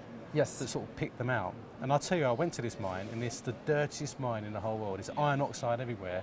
And when you come out, all your clothes get thrown away because you just can't get the iron oxide out of anything. Yep. And so this is a wonderful example of the. Yes, of the I like it very, it's closed. very much. The mine's closed now. As many of our European localities, they're closed. But look at that, how it shines the air. This is from France. It's from Bergheim in Alsace. The color is insane. From Bergheim? From Bergheim, yes. Bergheim in Alsace.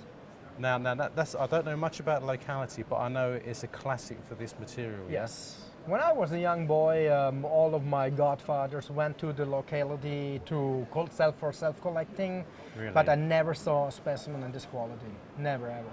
Really?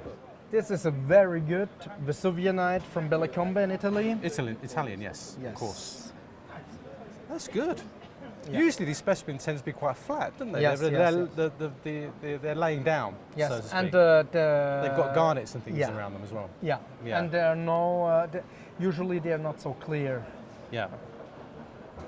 That's a nice piece. Luster's great, colour's good, classic locality. Yeah. Yeah, you see here. A nice Italian classic, yes. Here we have an amazing hessite. This is a good one, yes. This is a hessite. Large crystals. Many people might think, like, really? Silver? Tellurium? Yes. Silver telluride? Yes, silver telluride, yes. Silver telluride. Large crystals? And large crystals, but it's lovely that it's on the quartz matrix. Yes. As well. Really sets it off. And the crystals are big.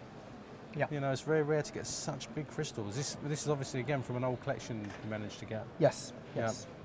This is from Trepča. Trepča. Yes, in Kosovo. Kosovo. You can, if you give it backlight, you see that You it see the is colour? The color, it is. Oh yeah, look. Superb. With the very typically with the sphalerite. The matrix sphalerite. This is the best quality they ever discovered there. What a combination that is. Yes. You know, I really like Vivianite because it's one of those minerals. When you look at it like this, you think, oh, that's pretty.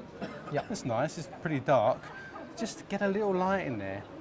And look at that colour. It's almost you can tell a Vivianite by the colour. And a lot of minerals you can tell by their colour if you get your eye in. Yeah. This locality, Staten Island in Pakistan, is lovely. Yes. Look at these tourmalines. But for me, look how that sits. It's like a castle. Perfect. English people must like castles. Oh, we have a lot of them. Yeah. Protected our country for many years. Did you know that? Yes, sir. But that's a beautiful combination. Look at that sits. And many people who've read about localities on a mountainside, thousands of feet up. It's difficult to get to, but people still collect it and make their way. And that is a beautiful specimen. Look at this. These are big crystals of smithsonite. Yes. Look at that. That's a classic The specimen. rhombohedral shape, yes, with the good perfect. luster, good size of the crystals. Yeah.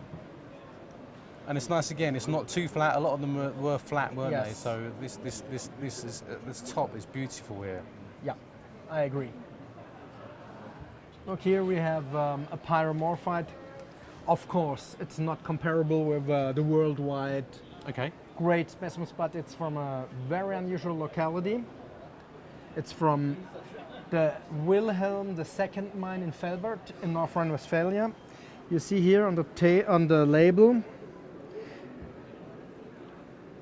found 28 April of 1904. 1904. Here are the old labels, also from the Karl Bosch collection. See? And this is a great example of documentation. Yes. Keeping a documentation with the specimens so we can actually go back to the original date it was found, I think is amazing. And this is a lesson to be learned, I think, for nowadays. So let's have a look at this beast. This is an insane specimen of Freiberg fluorite twin. You see the yellow core and the intense blue zoning. You've taken this out of the case and the colour's changed. Yes. Look at This that. is the best quality and color of fluorites from Freiberg. From Freiberg. Freiberg in Saxony, yes. That is amazing. So it's a yellow core with almost dark turquoise blue edges. And actually, no, white. Turquoise blue, then white edges. And you take it in the light here, you can see the yellow. But when you take it out into a sort of a more balanced daylight than the showcase lights, the full colour is revealed. And that is super. Yeah, I agree. I love it very much. And it's twinned as well, yeah? Yeah. So of course, as we've seen before, once you get twinning, you seem to get really nice translucency, which I think I had strong discussions with my wife. She amazing. wants to take it in her collection. She really? She wants, yes, but I said we cannot. Why not? Why not? Oh, come on. She has me. Oh, okay. Well, that's... You're not. I'm so happy for her. So, anyway, Wally, it's been an absolute pleasure again. Thank you. Thank you for the glass of wine earlier. Okay, now we have another one. Yeah, okay? of course. Let's have another one, and we'll talk about more minerals. That was the and reason stuff. why you mentioned it. Absolutely. Okay, let's go ahead. Great to see you. Let's go ahead to drink. Okay, we're with Wayne. Great to see you. Let me give you a Good hug. to see you. Hello. Yeah, I'm a hugger. You know that. No. We've known each other for many years. Many years. I said last year, I've known you since I was 16 years old when you first came to the museum. That's right. And I used to go into the duplicate collection with you to make sure you didn't steal anything. That's right. So that's Peter how it was. Ivry was the curator there. And you taught me so much. And I tell you what, my heart, when I ever see you now, is like some sort of yellow submarine. Because you have so much gold, I sink with envy. Because that has defined you. They're Look at the size, the yeah. specimens you have are fantastic. Yeah, we've got some even larger. We just didn't bring them. That's right, yeah. But you know, it's great to see you again at the Munich Show. My pleasure. You always show me something that makes my eyes go wide. Few of them. And I've got a Come feeling back here. you're going to do that to me today. So let's go and have a look. Come back here. How about that? No. Okay. This is an amazing, and he's teasing me now because I actually tried to buy one of these from the museum about 10 years ago and we couldn't get the funding and I was distraught. So now you show me another one and it is just as good. So this is native antimony crystals. That's right. With calcite from Lake George in Canada. Yeah. One-off occurrence. Yeah, one-time occurrence. One-time occurrence. Crystals up to, close to nearly 2 centimeters. Single crystals of native antimony. And we have elements that occur in nature, like gold, That's right. like copper, But like animal silver. is pretty rare. Then the exotic ones, of course, we have native platinum, but antimony, really? Really so rare. For me, the reason I wanted to buy it was the conditions of formation to form native antimony crystals must have been quite reducing and incredible. Yeah, incredible, yeah. And it's a display specimen, It's- too. yeah, I mean, yeah, it normally is. a lot of the elements are not so pretty, but this is a nice display specimen. Yeah, that's right. I like native elements, and this has been in my collection for the better part of 20 years. Really? No, 15 years, I suppose, right after they came out. Yeah. I bought what I thought was the best one. It turned out I think it's about the second best. The second best. But it's still good for me. Yeah. I loved it. Yeah, this is Yeah, just as good as the one. The very- one I did see was a sort of more of a platey specimen of calcite, Yeah. and they were just again spread on the bottom. Yeah, So you do that's- wonder if there was just one massive pocket. I think that so. they all- I've they never. all I've came seen from. a couple of thumbnails and a couple of miniatures, and that's it. But nothing that approaches this. You know, that's a very nice specimen. I'm glad you enjoy it. Yeah, well, you've broken my heart a little bit again with that one, but that is Yeah. I love to see those. Yeah, that's a good. And because there's only 4 or 5 of those in the world, you never see them. And also to follow through with the native elements, there's some native bismuths here. That's a native bismuth. Oh, look at this. Schneeberg. This is from Schneeberg. Schneeberg, Saxony, this one Germany. is from So we have Schliemann. a Californian This was- mineral dealer selling German minerals in Germany to That's the right. German populace. But again, it's a native element, and Okay, I like yeah, native no, elements. these are rare. They are. For this They're size, rare. exceptionally rare. Yes. Huge Yeah, crystals. nice Look at crystal. that.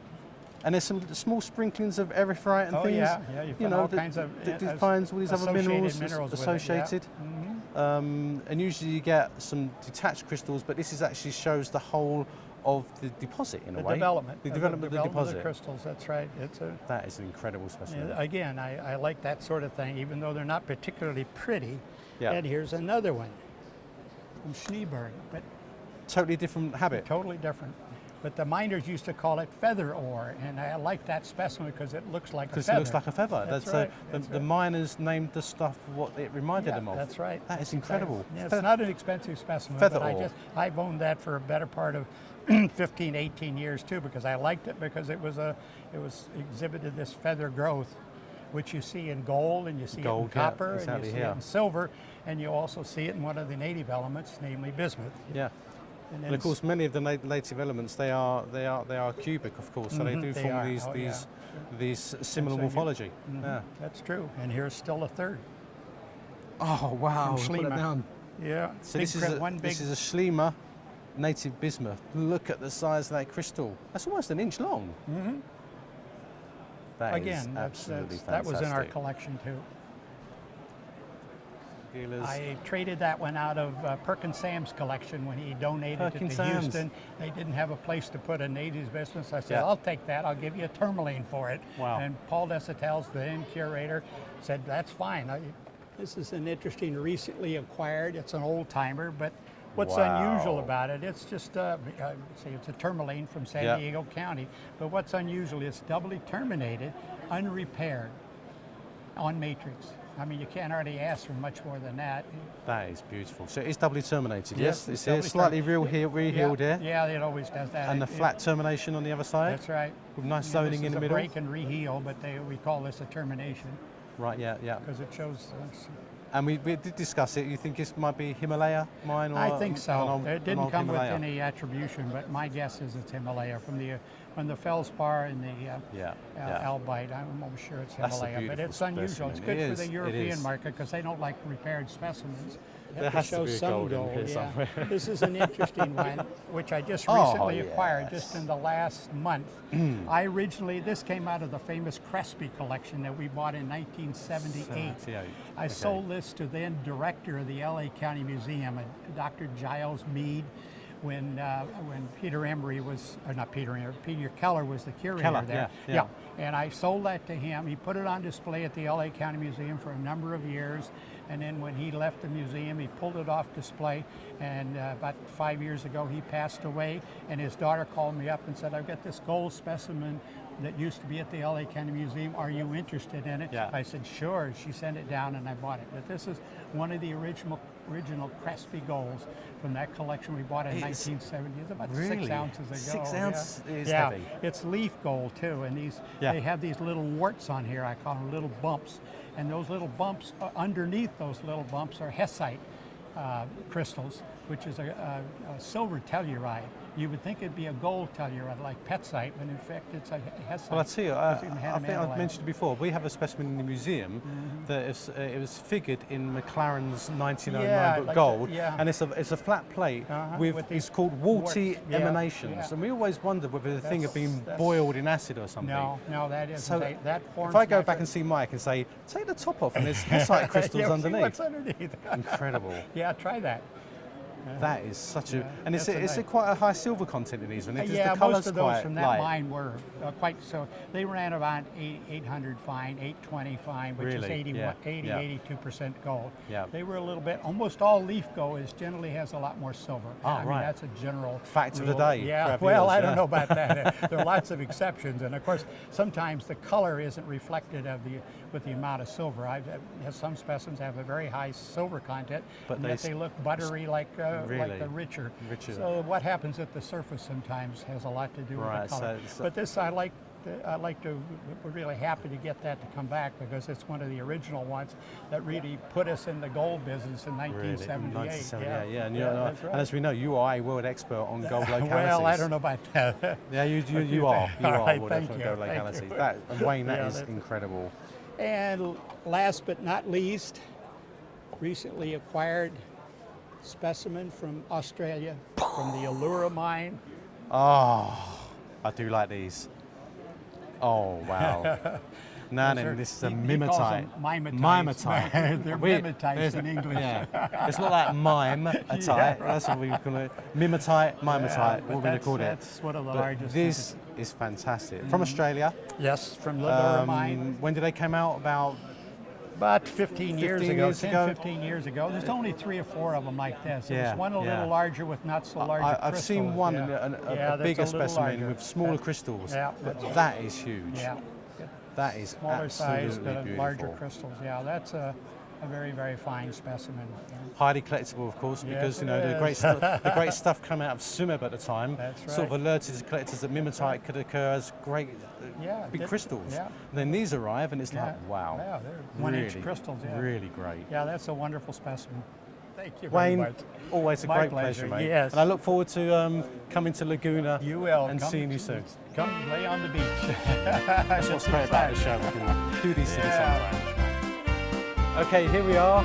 Rudy, great Hello, to Alan. see you again. Nice to see you in Munich again. Yeah, this nice year. to see you It's a too. pleasure. We're going to look at a day in the life of Rudy and some of his fantastic minerals that he has. What are you going to show us Thank you today? for stopping by. No, pleasure, man. So what I like to show you first is a really special emerald I I knew he was recently gonna pick got this one. from Tokobaya in Russia, from Ural Mountains. Very classic piece. Can I have a look? And this was found about 2 years ago. 2 years? That's a recent find. Yeah, recent mining, 1 to 2 years ago. Right. But then, it needed some time to clean and prepare and everything. Yeah. And that's absolutely one of the very, very best pieces I've seen. You see the matrix, very, very dark, the schist matrix, and then you have the banded crystal, which is very nice. And you turn on the top, you see here, very, very good termination. Yeah. On many pieces you see termination more like not that good luster. That's more, right, yeah. Because they're grown in the schist, and then that makes some indistinct termination. Indistinct termination. Yes. But what's also great about this is also it's quite translucent. It's quite gem quality. And also a lot of those have inclusions, and the schist gives them those inclusions as well. And that's really got some translucencies to it. But you're right, a lovely curved group of emerald crystals. And I love the fact it's an old-time locality, but it's still producing material.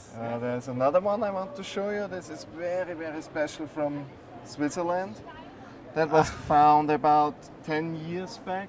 Right. In the Near tunnel they built. So this is anhydrites. Yeah? Anhydrite, yes. Now, many people may be familiar that when they were digging the tunnels through the Alps, they often met fault zones.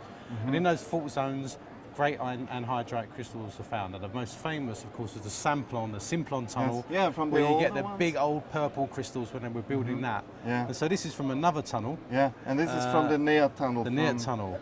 So again, another zone where these anhydrite crystals are found. That is amazing. Yeah.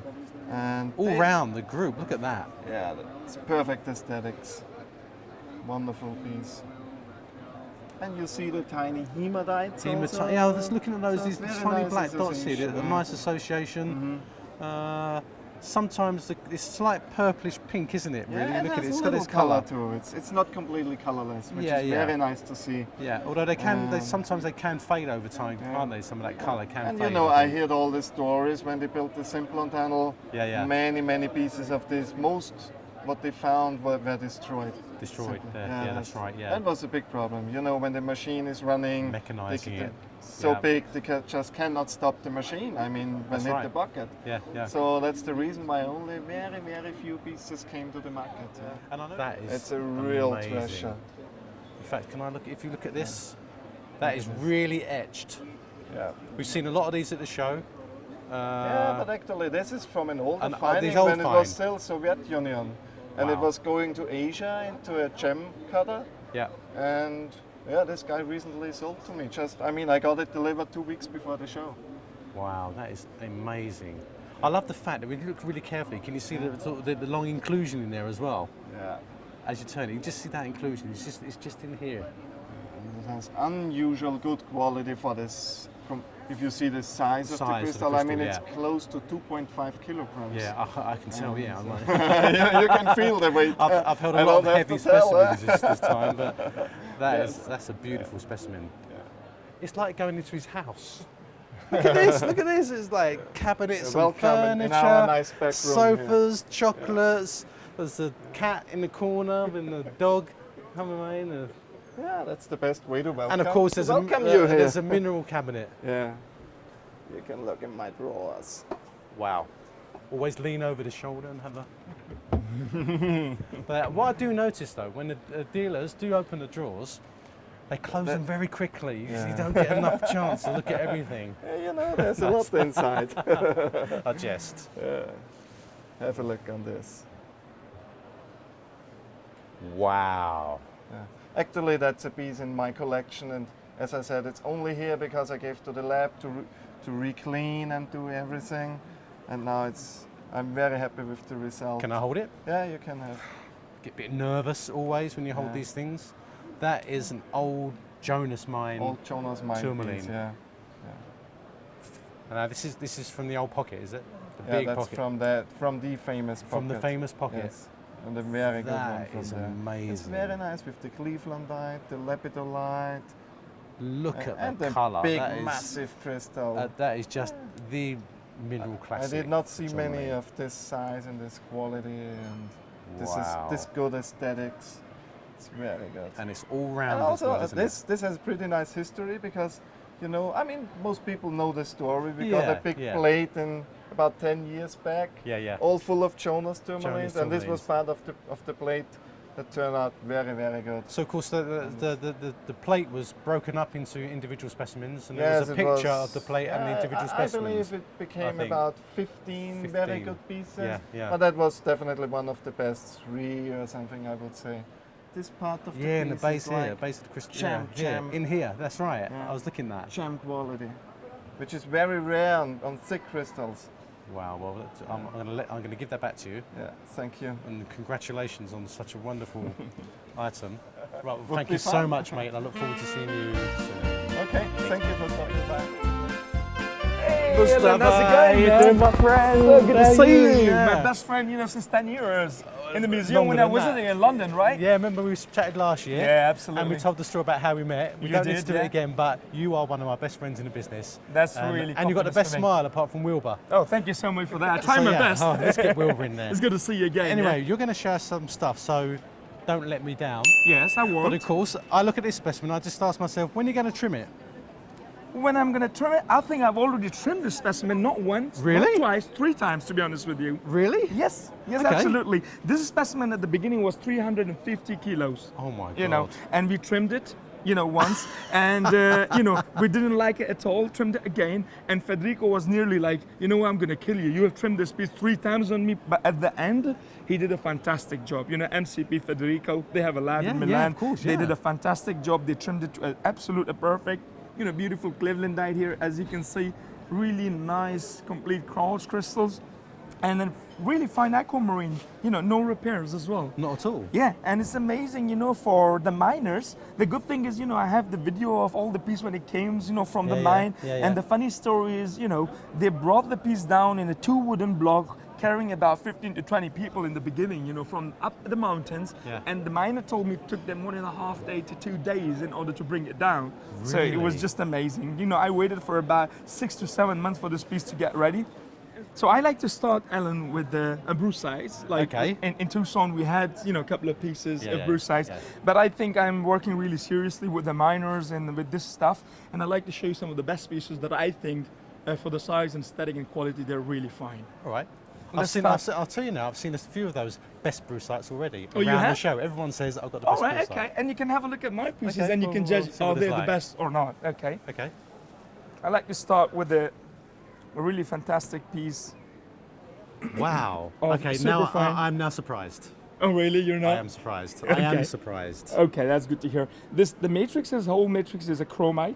Actually, the brucite has been found in a chromite mine. Sure, you can. It's a super fantastic cluster, a complete cluster, balls of yellow bright brucite sitting on a chromite matrix. So now this is what for me is on matrix. Yes, this is the most important last thing. I see lots of these, they've all been taken off matrix and they're just all standing separate and proud. Yes, yeah, that's right. And I think matrix are the few pieces in existence. And to get on matrix on this size and quality, usually sometimes you have it on matrix, no good luster, no good color. But on this one you have everything. You have a bright yellow color. The luster is fabulous, the static is great, and it's on matrix. I agree. And you say the matrix is It's a chromite. A chromite? Yeah, chromite matrix. That tells you, last it tells you a lot about the mineralogy, because it's manganese hydroxide. Yes, exactly. So, it's a great association of the two. How do you like the piece overall? It's fabulous. I think it's really cool piece. It is really, really great piece. Yeah. Now, look at this butterfly. I believe this would be now that is big. A really, really big and beautiful, and the shape is totally complete all around, you can see. And it has a matrix, a little bit of matrix at the back. And what I like is a perfect matrix at the bottom, and the brucite is grown right on top of the matrix. I won't hold it, but look how these things sort of grown. It's sort of flattened and grown outwards, isn't it? It's amazing, these like spherulitic aggregates are slightly flattened here. Yeah. That is beautiful. In fact, that's the biggest one I've seen. I think it's the biggest that I've seen. I've been working on brucite for more than 1 year now, and I think personally, as far as I am concerned, I think this is the largest specimen of brucite and fine specimen of brucite that I'm aware of. That is incredible. That is amazing. And just for the color and contrast, just to show, this is just fantastic. What is so special about this piece is the color is fabulous, as we know in brucite, but the white contrast with the yellow, the white is actually also a brucite. Oh, okay. So it's white brucite and balls of yellow brucite on it. The contrast makes it special for me. Axonites, I've seen a lot of axonites in past, but what is so special about this piece, I'm gonna show you that, is the static and the perfect doubly terminated chlorine quartz is coming out of the cluster of axonite. Oh my God. I think for me it's one of the static pieces I've seen for axonite. It's super static piece. The static is something that plays a very important role. So. I'll tell you what, I really like axonite because it's a classic locality, Bordeaux-Voisins in France, sets the benchmark from the past. Yes. Of course, then the big ones, the mangan axonites came out of Russia. Yes, I'm aware of those really huge ones, yes. And I remember seeing a small one of these a few years ago from Pakistan. I thought, we must buy one at the museum, but we never got round to it. Mm-hmm. And this is fantastic. And you have a little crystals of epidote, adularia crystal all around there. It's such a perfect, like almost an alpine mineralogy. Yeah. But that quartz in the middle there. I mean, the balance of with the specimen. chlorite inclusions inside. And you can see the double termination on the quartz. Yeah. Actually, you can. Yeah, it's doubly terminated. Yeah, easily it could have been broken quartz or whatever, but look at the perfection on this specimen. So this is almost half a fissure in itself, isn't it? Yeah. That's lined with axonite crystals. Yeah, absolutely. And if you look carefully at axonite, you can see they do have that slightly purplish tint. Yes, they do. I think axonite is triclinic, so the morphology is very, very flat and misshapen, but the quality of that specimen, that is amazing. Now we're talking about the size. Yes. Size and quality and static. So Russians can't beat Pakistanis as well on the size. So you can see now. So they can prove that Pakistan have not only size but static with quartz. And quality. Yeah, and quality. I think it's a fabulous piece. Is it's totally a floated piece. unbelievable. Doubly terminated quartz with the little epidote crystals at the back. And it's like a butterfly shape. I mean, for me, it's unreal. And you see it's 100% natural, the way you get it that way. And how can you get it usually without breaking the crystal? It's so thin. I am blown away. That is great to hear that, Alan. Yeah. Topaz is normally common. I like to mention this topaz because obviously aesthetic on topaz is very important. I quite like the Clevelandite with a perfect quartz and a perfect crystal of topaz standing in. This is a beautiful specimen. I think for aesthetic, I think the color is good, the aesthetic is really great. These fade, these are ones that fade, they can fade Usually a with little bit. topaz we have a problem. If it's on a sunlight and light, they always fade slowly. So Yeah. better I would advise if they have a topaz specimen, better not to keep it under the light or open light. If they keep it, without the light, there's always never a problem. But with topaz, from this locality, they fade not really quick, but with a matter of time, they do fade. But I love the combination on the quartz as well. And little microlight here. Yeah, in here. And little microlight crystal. Here? These tiny yellows. Yeah, tiny yellows and microlight. I see them, it's a pleasure. All right, Alan, thanks a lot. You're a joy to It's be always with, pleasure. Hey, Jürgen. Good Great to see you. again. Yeah. Welcome to my booth. Thank you. Yeah, well, we were walking around the show and we were looking at some of the booths, obviously, and I was attracted to yours because the range of purple fluorite you have here. Now, I know this is an old locality that goes back many years, and so we have the long and winding road goes back to this locality because you have some original material from an earlier find. Tell us what you have. Yeah, the locality is closed for a couple of years now because they had some magnificent accidents there. Wow, okay. People died. You see some pictures up here. Wow. And this is the Berbice mine in Spain. That's a Berbice Classic mine in fluorite Spain. locality. Yeah. And I was lucky to get an old stock. Right. It's a find from the mid-80s. Right, yes. And the collector put the whole pockets into back. storage, Yeah, basically. And then you were able to come along and get all of the stock. Yeah. Incredible. He kept it all together, and just before the show, I was lucky to get the whole stock. Wow, I find that amazing to see. Yeah, it's amazing to see. I mean, the locality itself is defined by that colour, that purple fluorite. Yeah. As you look round, of course, you've got slightly different associations. So you do have the classic fluorite on barite here. Yeah. And then you do have different morphologies that you say there were 3 pockets. Is that right, that were found? Yeah.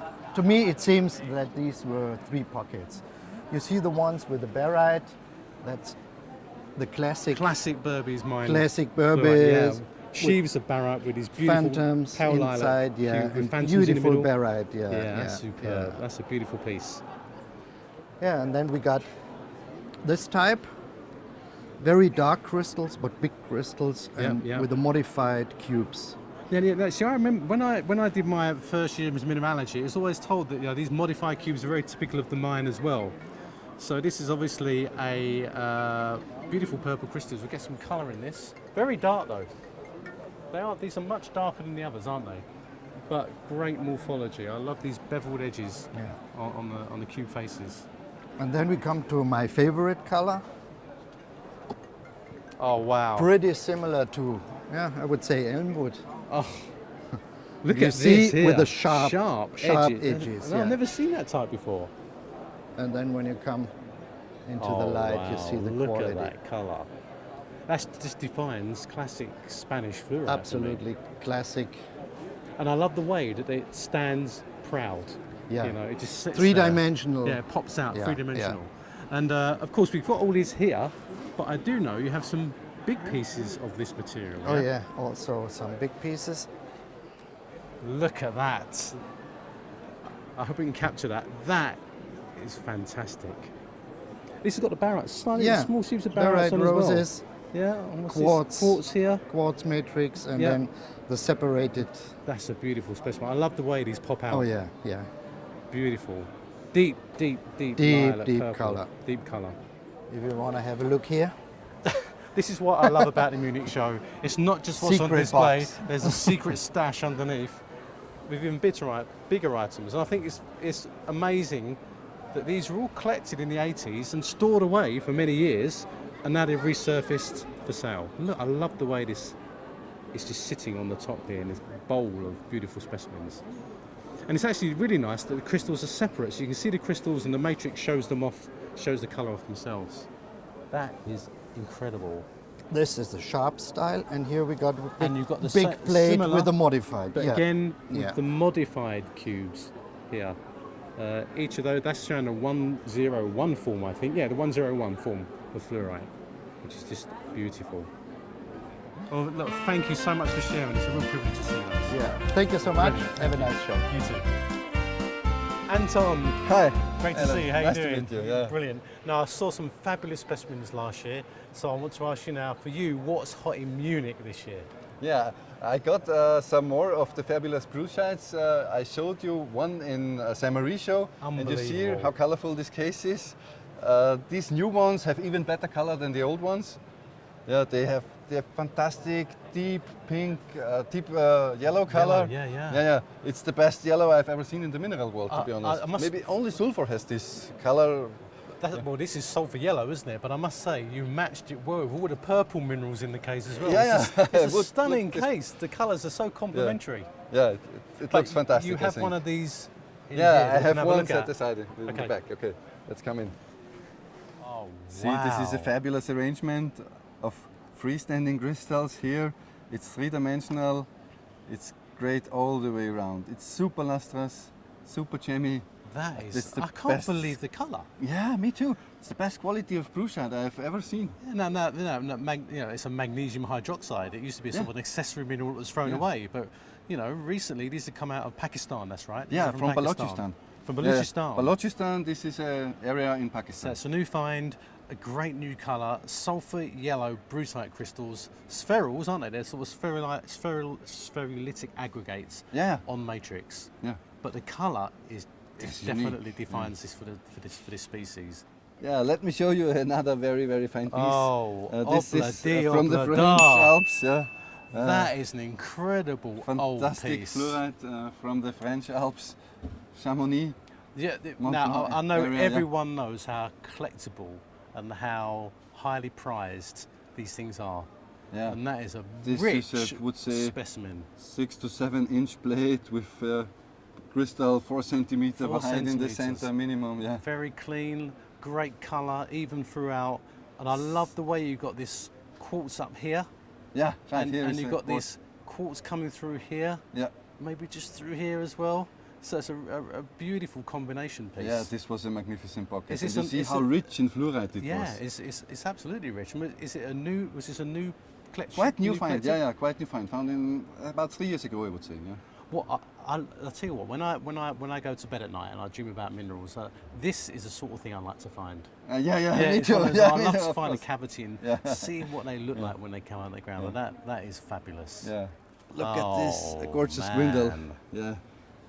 It's one of the best I've ever had. So for the quality, classic. You cannot look for any better.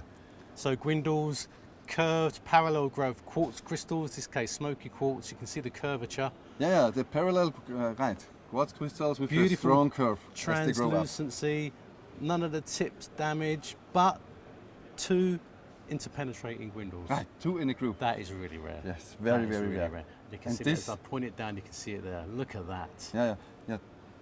Turn it around. When you turn it, you see it's lustrous all the way around. It's a 360 piece, isn't it? Totally, look at that. Totally. And it's gemmy throughout. This is so remarkable to find the gwindle, 100% gem quality from top to bottom is 1 in 10,000. Maybe 1 in 100,000. I don't know, but it is incredibly rare. And then you add to that the point there's 2 of them. Yeah. 2 gwindles together. Yeah, and there is a sidecar on this parallel. That is a sidecar. I like that expression. A sidecar. That's brilliant.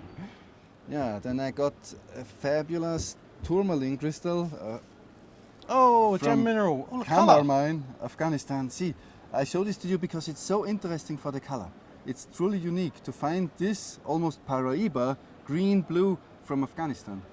That's right, it is a color. From Kamar mine, close to Maui in Afghanistan. Let's look at that in the light, maybe. You can see that. It's a sea green colour. Look at that. Yeah, and you can catch the blue on this axis here. Yeah, easily. And see, there is another very fine blue at the top here. Color in the top. Yeah. See here. And you can shows great. You actually see. It's unique.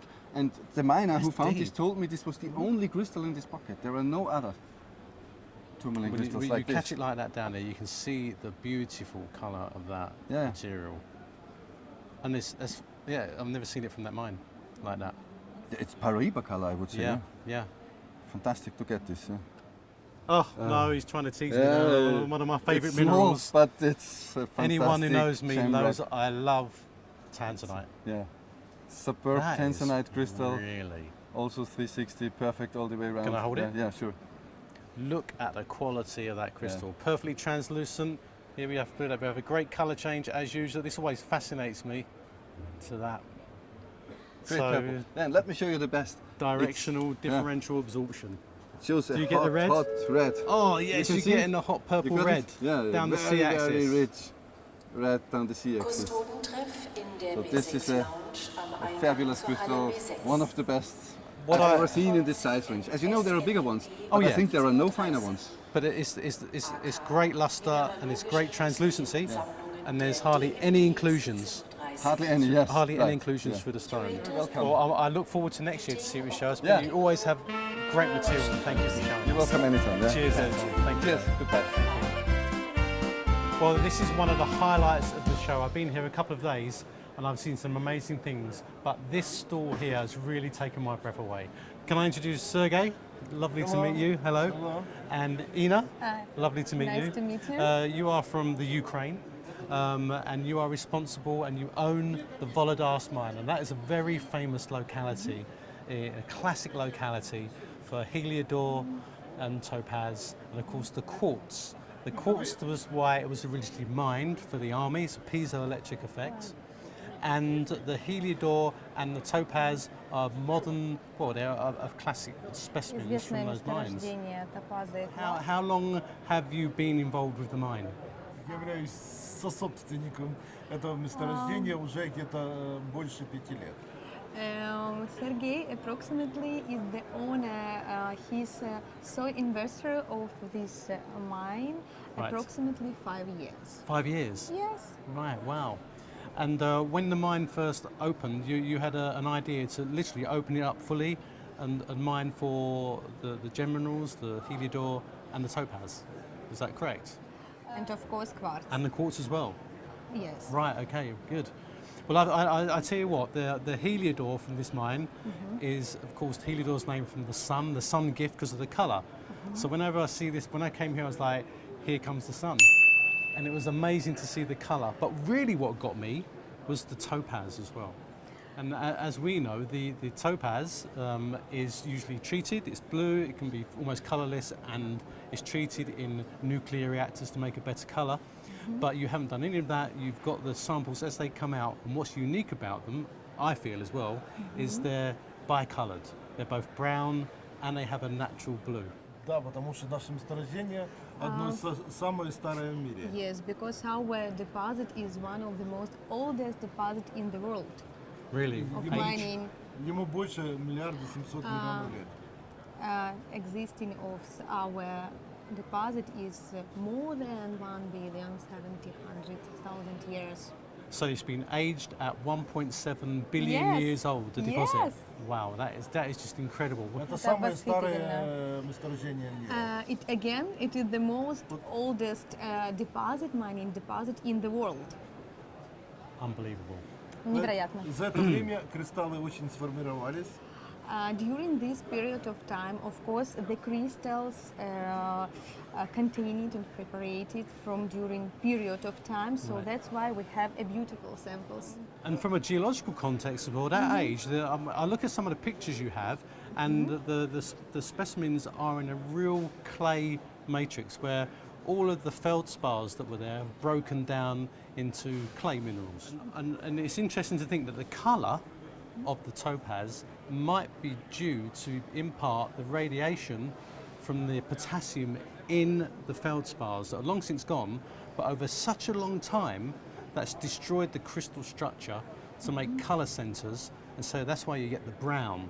And the colour, that's why we have. Yeah, and I'm not sure what the occurrence is like, but you'll probably find that brown is on the outside of crystals and is like blue in the centre. Yes, like a sherry and blue. Yeah, so the radiation damage comes from the outside, it doesn't penetrate to the centre, so blue stays blue, brown on the outside. And what we have done is you've kindly got some amazing samples on the table our viewers would love to see. Yeah? Продемонстрировать и показать. And look, wow, this is incredible. Невероятно красивые образцы. Now this really is what's hot in Munich at the moment. Let's start with the heliodor. Many people have seen heliodors. Look at the size of this etched crystal. We've seen some of these at the show. And what's fantastic about these, this is a small gem, and I say that because I know you have some huge, beautifully colored gemstones. Маленький камень, но я знаю, что вы имеете больше и можете сделать большую огранку с таких камней. Да, у нас есть один ограненный heliodor, 2500 карат. Yes, we have, of course, a huge. Stone, yes, more than 2,000 carats. 2,000 carats? Yes. For a single cut stone? 2.5. 2,500 carats is the largest. I've seen a picture of you holding that, it's incredible. Я видел фотографии нескольких образцов, они действительно просто фантастические. Yeah, and it just gives you an idea of the quality of the material that comes from the raw material. Цвет, again, the natural color of this sample of this stone. You can see the beautiful, beautiful colors, brown, blue. So it's really great. This is a fancy cut topaz, natural color. And as you can see, Sergey, when he was turning that, you could see the brown component and the blue component. Камень, видны были все грани и все цвета, которые присутствуют в данном камне. I think it's an absolutely stunning specimen because it's very rare that you get a bicolored topaz like this. Absolutely stunning. Yes. So these stones are actually cut in the Ukraine. Yes. Все камни были сделаны в Украине. Yes, of course. Wonderful. Sergey is the owner of a factory, of cutting factory. We make a lot of different shapes of cutting. Мы делаем очень много видов, and especially exclusive and fantasy shapes of cutting. Fancy shapes, yeah. Да, мы делаем эксклюзивные и фантазийные огранки. For the client idea. Хочу сказать, за месторождение оно очень большое, старое. Again, we would like to speak about our deposit. It is really very old and very famous. But we can't find a lot of specimens like that. Really? Of course, yes. It is exclusive.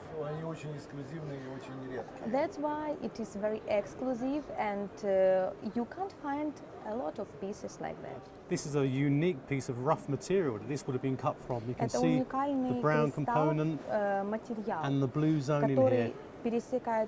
Probably from the center of a very large, I think this was very large crystal. And I think this is the big hit of the show this year, the Munich Show. It's the one thing that everyone has looked at. We also have one crystal, huge than this. Fluorite. But this crystal will have an inclusions of fluorite. Oh, fluorine inside, yes. Yes. It's very beautiful, like a wood. Wow. Inclusions in this crystal, like a wood. Like a root. Wood. Okay, wood. Yes. Oh, wow. Okay. Вообще, если бы мы этот камень показали, он. If you will see that stone, it's amazing. Really. Это камень предприятия, а то. It's different. It is a stone and a sample of our company. Right. And Sergey told about another камень with inclusions of fluorite. It is of his collection. In your collection, yes. I can imagine that as the owner of the mine, I have seen pictures. You have a wonderful collection that you play with in your office. Я могу себе представить, если вы собственник месторождения, какая коллекция может быть у вас? Потихоньку собирает. Yes, he enjoy and he find interesting samples. Yeah, and I suppose on behalf of everyone, I suppose I can speak for everyone, is to say thank you so much. Спасибо вам огромное, что вы приехали на нашу выставку и показали нам такие замечательные образцы. Мы всегда рады показать это. We are really thank you at first for invitation and that you have so magic show of minerals. It is also important. Yeah. Well, that is fantastic. So. Фантастически. Thanks for showing them. I look forward to see what else comes out in the future. Будем ждать вас в следующий раз и будем смотреть, что в будущем вы сможете, чем вы сможете нас удивить. Будем много работать. We will work hard to bring something fantastic, more fantastic than this year. Great, and I look forward to when I come, so I can start digging myself, so I can do some collecting. Я обязательно буду в следующий раз и посмотрю, что это будет. Договорились. Okay. Yes. That's all I wanted really. Sergey, absolute pleasure to meet you. Thank you so much. Yeah, thank you so much. Pleasure to meet you. Yeah, wonderful. Hi, well, welcome again back to the Munich Show. What you find at the Munich Show is you get things shoved in your hands. You have these little benefit parties and pop-up parties. Joachim Callan has one now, so we're going to gate crash the party and see if we get a quick interview with him. Hello, hello. He's usually got wine and cheese, so we'll follow. Ah!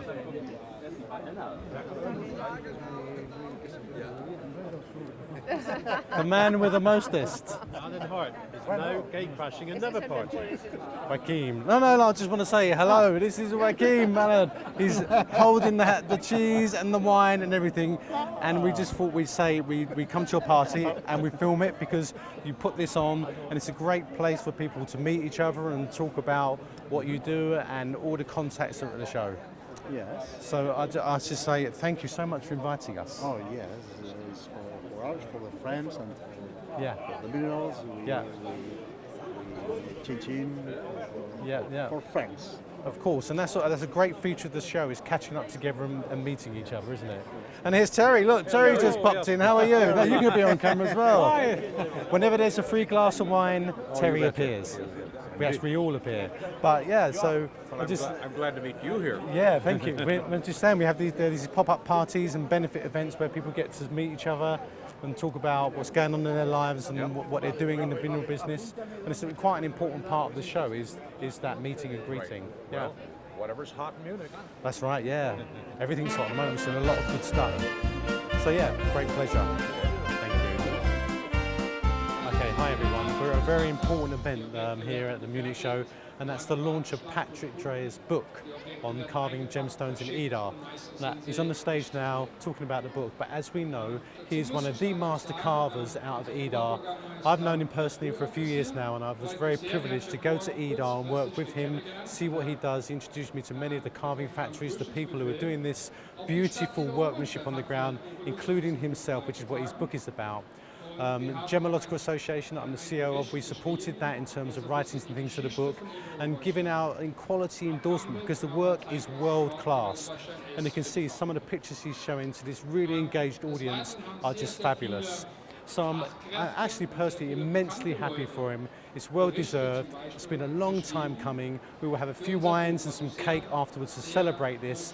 But I think it's a wonderful occasion here at the show.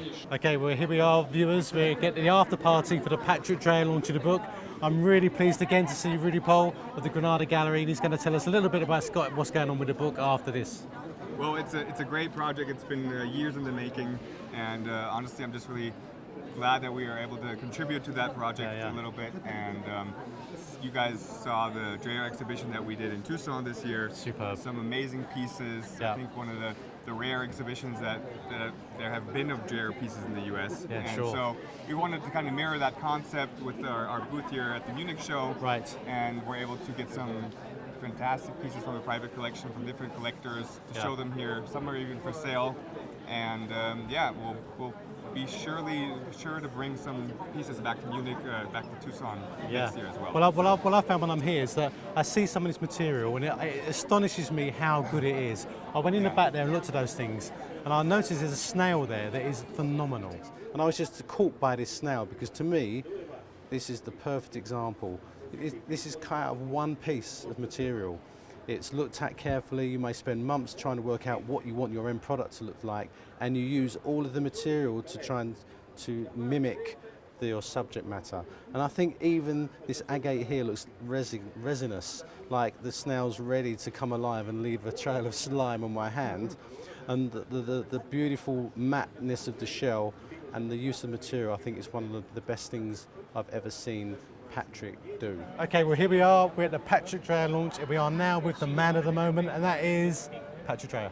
Hi. Pleasure to meet you again, mate. Now let you tell me something. It's all about the book, all about the carvings, but I think it's all about the man himself, because from my personal point of view, Patrick showed me around Idar and introduced me to Idar. So I just wrote a couple of pages for the book. I'm so happy that it's in there for you.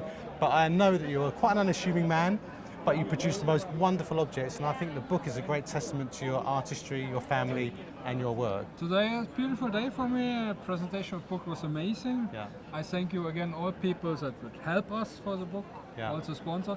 Like people like you to help you. I was so proud of me that you helped us. It was great. Thank you. Well, as I said, we spent some great time together. Yeah. I know it's been a tiring day, and people can come to the Munich Show and see these wonderful things. They can come to the Granada Gallery in Tucson and see them again, and also new items at work that we don't want to know about yet, but we look forward to seeing in the future. And I just want to say, first class. Thank you. Well done, Thank mate. you so much. Thank you so much, mate. One of the most fantastic pieces, tourmaline frog, using the material to bring life to the subject matter, and it is just a wonderful quality insight into a masterpiece of our time. Well, hi again, everyone. As you know, we just looked at the snail, but then Rudy told me that he has another one, and he's really kindly gone and got it, and so we're now going to have a look at it. What I like about this is that it shows how these things are presented. There's a beautiful velvet box that they come in. I noticed there is this on the top. Yes, so you know it's Patrick's. It's Patrick, PD, Patrick Dyer, original piece. That's really neat. I think that's really cool. And so here is another snail. What is inside? Wow. That is amazing. I'll let you bring that out. Oh, that is incredible. Can I hold it? Look at that. Our viewers must be thinking, wow. So I'm absolutely astonished. This is a Patrick Dyer snail. Originally, it was a large piece of agate that had different kinds of banding, and he's studied the material to utilize the banding. And this looks like a real shell. It does. It looks like a real shell. And the way he's used the polishing techniques to get this resinous luster of the snail as well. But really importantly for me is the really tiny, subtle differences that define quality, and that is using the browner type material, and actually knowing that there is that material here to pick out the edges of the snail here, to highlight that. And to me it looks like it could just sort of sliver up my arm. The realism of the shell is just unbelievable. And this was months of studying the items and working out what you want, and even the undulations he has here to sort of give some movement to the object, I think is fascinating. And I've never been one for sort of hard stone carvings, you know, they're sort of quite eclectic, but I get it. I've really started to get it because I know the passion and the quality and experience and the finding of the material that is perfect to make such a wonderful artistic object. Okay, we're here in the other hall, and you can see that the mine-to-mine theme has been copied to the Alpine exhibit. Alpine mineralogy is very important in Europe because we've got the Alps, and it's quite a small mineralogy, but some fantastic specimens come out, like quartzes, hematites, fluorites, a real great mix of crystals that are found in these small clefts. You can see some of the mountain stralas and put some of the images up over the back. But let's have a look to see what's in here. One of the most famous minerals to come from Europe is fluorite, specifically red fluorite, highly collectible. It's one of the sort of the treats of Alpine mineralogy. And this wonderful case of fluorite specimens has been brought together. Now, the great thing about fluorite is it occurs in a variety of colours, but it's the red variety that is highly prized. And I think, looking at this is one of the most comprehensive exhibits of red fluorite I think I've ever seen brought together for this show. You can see that the real creme de la creme is when I think you get these beautiful quartz prisms with these fluorites, these octahedral fluorites perched on the quartz. And the octahedral habit is very indicative of these red crystals. This is a fantastic piece. Someday they can get quite large here. Here's one down here that looks like it's got some sort of polysynthetic growth, and it's picking out the cleavage as well, the cleavage of the crystals here. And actually, Bryan, if you turn around, look at this. That is fantastic. That is really great. And of course now, look, they're even cutting off, is that a travesty? Cutting these beautiful specimens, if they're broken fragments, they can make very, very attractive gemstones as well.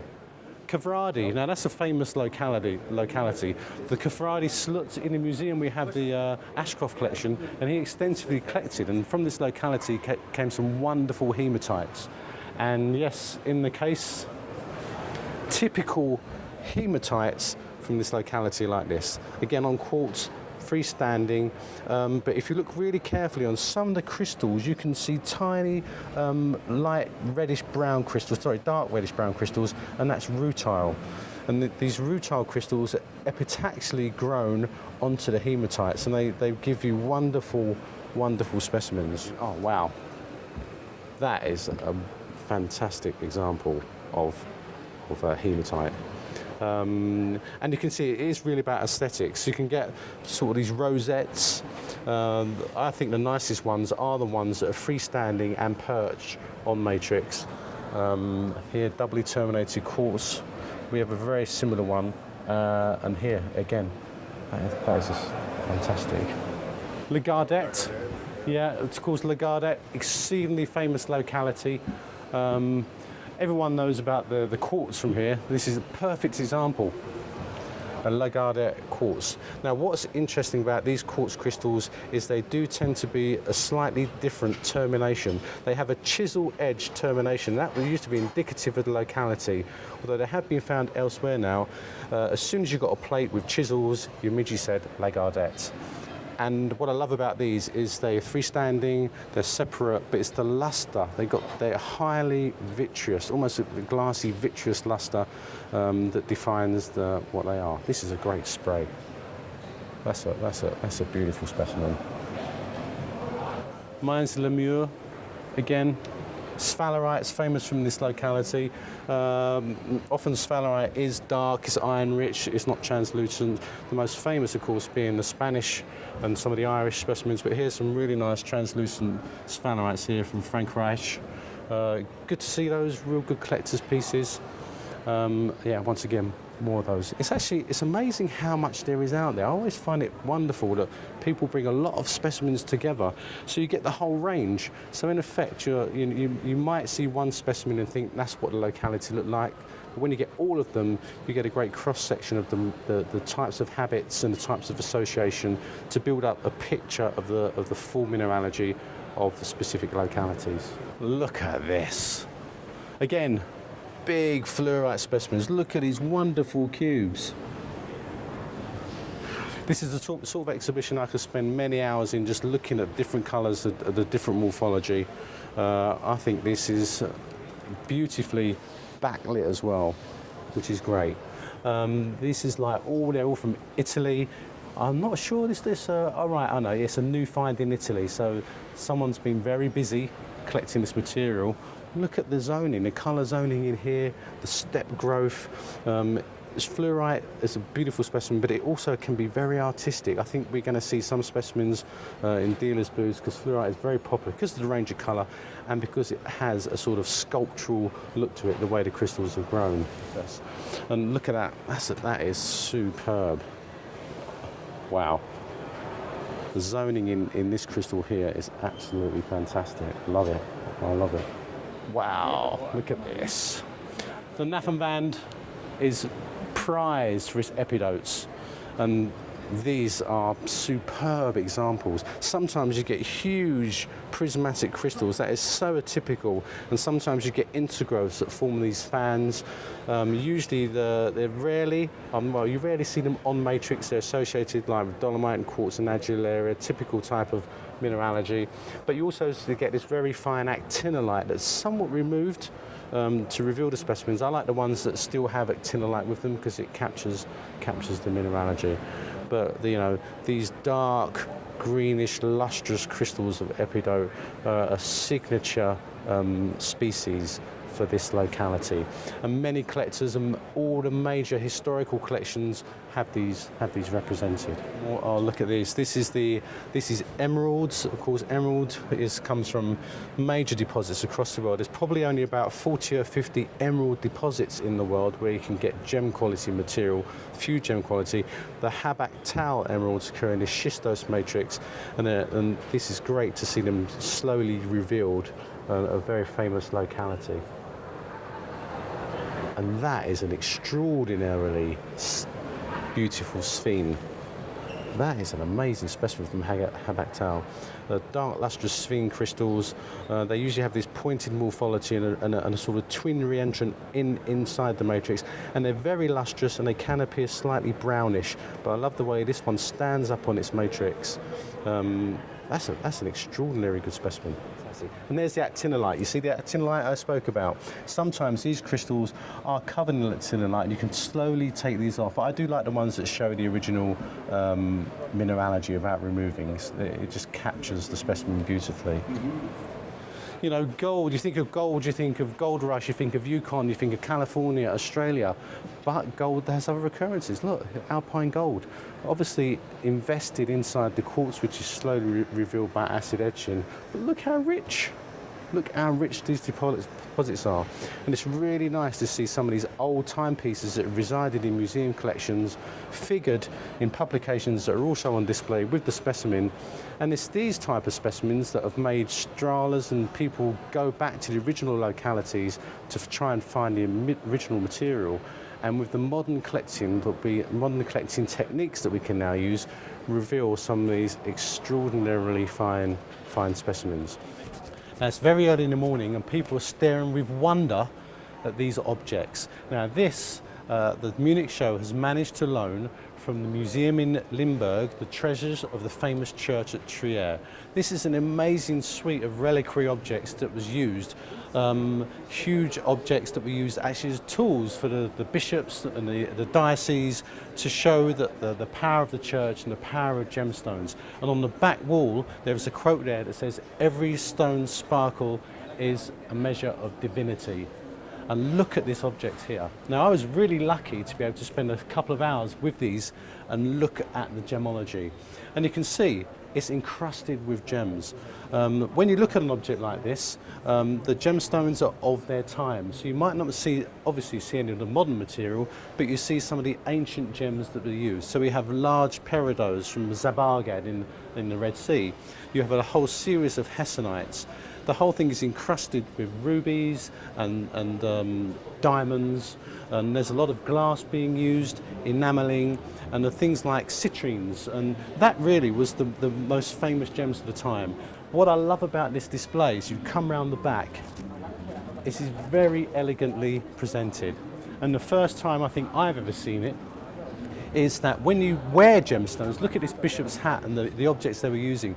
When you wear gemstones, the real power of gems comes when you move, they sparkle. So what the Munich Show has done here is they put rotating lights in the cases to mimic the movement of the gems. So static gems, moving lights, give you a real flavour of what they would have looked like. But I think what is more astonishing from someone who's come from a museum is they've managed to even loan the items for display here at Munich Shows. These are real treasures, exceptional treasures. And I think it's one of the highlights I've ever seen from my past 20 years at this show. So that was a really small snapshot. When you come to Munich, it's a real stop-off point. You find that when you walk around, you have coffee. A lot of the dealers are chatting, have you seen this, have you seen that? And I'm really impressed this year, and I congratulate the Munich Show for putting on such a great display this year. Hi everyone, here we're in the Gem World Pavilion of the Munich Show. I love this pavilion because if you think about it, the Mineral Pavilion is very frenetic, bustling crowds, people bumping in, but it also, it seems a lot calmer here, always calmer. So you can come here, you get some great coffee, you can sit down, you can look at some of the highest end gems, and this part of the Gem Pavilion is where we have some of the top dealers who have some great material. So hopefully we're going to nip in there, have a look and see what there is in this year's Munich Show. Hi everyone, now I'm really excited. I was walking around this pavilion and I saw Alain. Now, not many people know this, but I follow him on Instagram because I love his designs and I love the work that he's done, but I've never actually seen one of the rings that I essentially fell in love with. But at Munich Show you can. So I'm going to move round, and Serpil, who is Alain's assistant, has kindly taken the case and shown me for the first time one of the rings that I love. Now this is a 31 carat Mozambique Paraíba type tourmaline. I love the high cabochon. It's set in gold with diamonds. And for me, it's very personal. I just thought the design is really neat. It's really modern, and the colour of the stone is really set out by the jewellery setting. So, Sepil, if you could just pick it up and model it for us, and that'd be great. Wow, look at that. Now this is what I love about the stone. It's great colour. It's a high dome cabochon Paraíba type tourmaline from Mozambique, set with diamonds, and the colour of the gold really sets up, I feel, my personal taste, the colour of the stone itself. What's great about it also is it's such a thing of beauty. As a CEO of GEMA, I come into contact with a lot of designers and a lot of stones, and I love to see how people are using material in this type of modern jewellery. And as you can see here, we've moved the stone to a sort of colder light, and it just shows the effect from an incandescent to a colder light. Different type of colour appears. Usually a bit blues like cold light as well, so they can appear much more vivid, much more lustrous, and you can see that there. And maybe I like the high dome. The high dome is making the best use of the material as well. And that looks wonderful. It looks great. Thank you. Well, it's fantastic. I'm really pleased to see a great friend, and that is Jürgen Henn. Pleasure to see you again. We catch up around the world, didn't we? Now, I know he has some of the finest gems. He has a fantastic career, and he's always got a great story. So I'm just going to ask you, what is your highlight for the show, the Munich Show this year? That's very easy to answer because I just came back from this special presentation at a special show about the treasure of the Bishop of Trier, which is historical something. It's a shame to say. I'm coming from the area, it's our culture, but I have never seen it. So I have to come to Munich to see it. And I can tell you, it's amazing. The quality, the size, it's not describable. Yeah. My wife told me when we left, she says, I feel like after an opera. Oh. It's so really, beautiful. We have had, it has even an unbelievable reaction on both of us. Yeah. And I can only add something what I remember when I saw those fantastic historical stones. It's something I maybe want to give to the young generation, that they can appreciate this gemstone even more. Yeah. And I will tell you now my philosophy. Great. In the evolution, we all want to survive, if it's a plant, an animal, or a human being. Yeah, sure. We want to improve ourselves to be perfect. We don't know where we are, at the beginning or on the end. If you go now back to the gemstones, if you have a top gemstone, which is perfect in his shape, in color, clearness, the gemstone reached this level. There's no way to improve further. So in this case, it's the only material on this globe, maybe in the universe, who has reached this, what we're dreaming from. Yeah. That is really fantastic, because I've been to that exhibition and I was astounded by the quality, and to think that the gems of their time were so powerful. And they've been recycled and they've been reworked. And actually, but today, all the gems we have here, we're trying to reach that pinnacle, aren't we, as well, by the material that comes out of the ground. And I love your philosophy. I think it's very refreshing as well. Okay. So, happy that we share this. It's a great pleasure to see you again, and I'll probably see you very, very soon, Jürgen. Thanks so much. Okay, we're still at the Gemworld Pavilion in Munich Show. I'm really pleased to have caught up with Markus Wild. Great to see you again. I love your stand. I always come look by some of the quality specimens you have. But we picked out these because these are original Paraíba from Brazil tourmalines. From Brazil. And look at this case. It's just full. Full of African Paraíbas. African Paraíba as well, yeah. Here you can see the slightly difference, okay? Yeah. It's really all cool material, but if you double check the color in the original Brazil, it's really more sparkling and more intense than all these shown here, the African ones. Yeah. To put this together, each one of these stones is very well matched. And is that what you endeavour to do when you're designing pieces or selling material? You see, the point is because the material of Brazil is getting limited. Limited, yeah. So you need to see how you optimize in a nice design, because you are not able to cut out of the rough any sketch the designer do. So we go the other way around. We try to make a nice design with the things we have. And this is the result.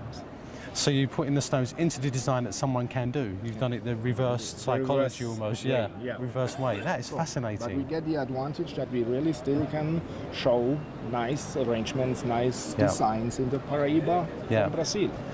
And I love that. I mean, you do it across your stand, but in this particular sense, I love that you got so much of this material and people can show it. It's awesome. Okay, well, Marcus, thanks so much. I know you're a busy man, so catching up with me and us, and I'll see you very soon. Thank you. Hi again, everyone. We've wandered around the hall and now we're in the Young Designers Showcase area. As you remember, last year we met Eliana Pech. Hello, how are you? Fine, great to see you.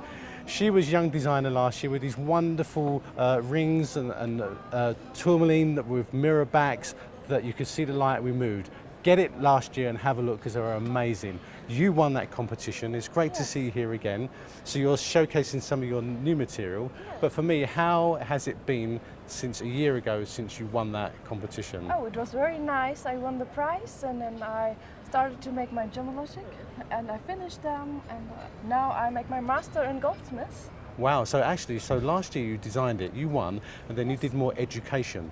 Yeah. So you did training at the institute in Berlin or in Germany? In Germany, it's in a small town called Idar-Oberstein. All right, a small town, we all know Idar-Oberstein, yeah. Yeah, and then I finished it, and 2 months ago I started my master, and I will finish it at 28. Right. I remember one day, I think last year, you said to me that what will it do for you? And you said it will make you famous and you wanted more money. Do you remember that? Yeah, I thought that was really great because some people are, I really like your honesty for that. So you are here selling. Here's some of your more recent material. It's going okay? Going well? Yes, of course. Yeah.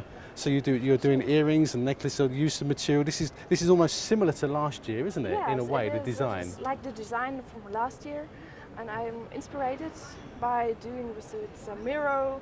That's right, yeah, you said that as well. Stones.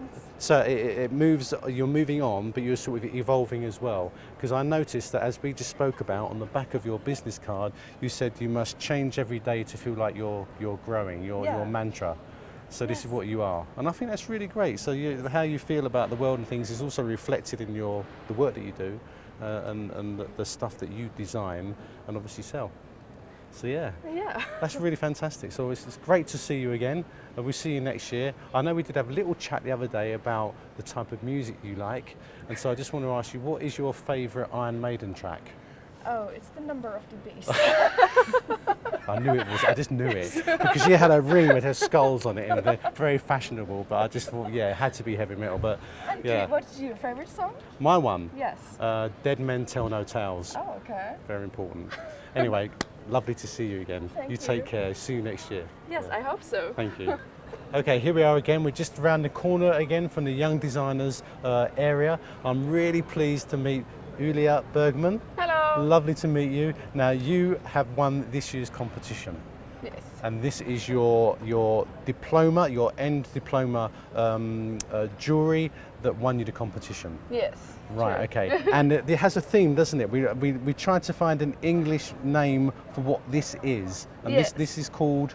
Sehnsucht. Sehnsucht. Sehnsucht. Sehnsucht. Okay. And that we sort of came to the conclusion it was like nostalgia or yearning. Yes. A feeling. Yes. And it's a feeling if you want something really. Really. You haven't right now. You haven't right now. Yes. So your jewelry was meant to give someone or that feeling. Helps about maybe bad times. So I have 3 different topics. For example, it's if you're missing a lovely person. Yeah. So I made jewelry for Julia and Romeo from Shakespeare.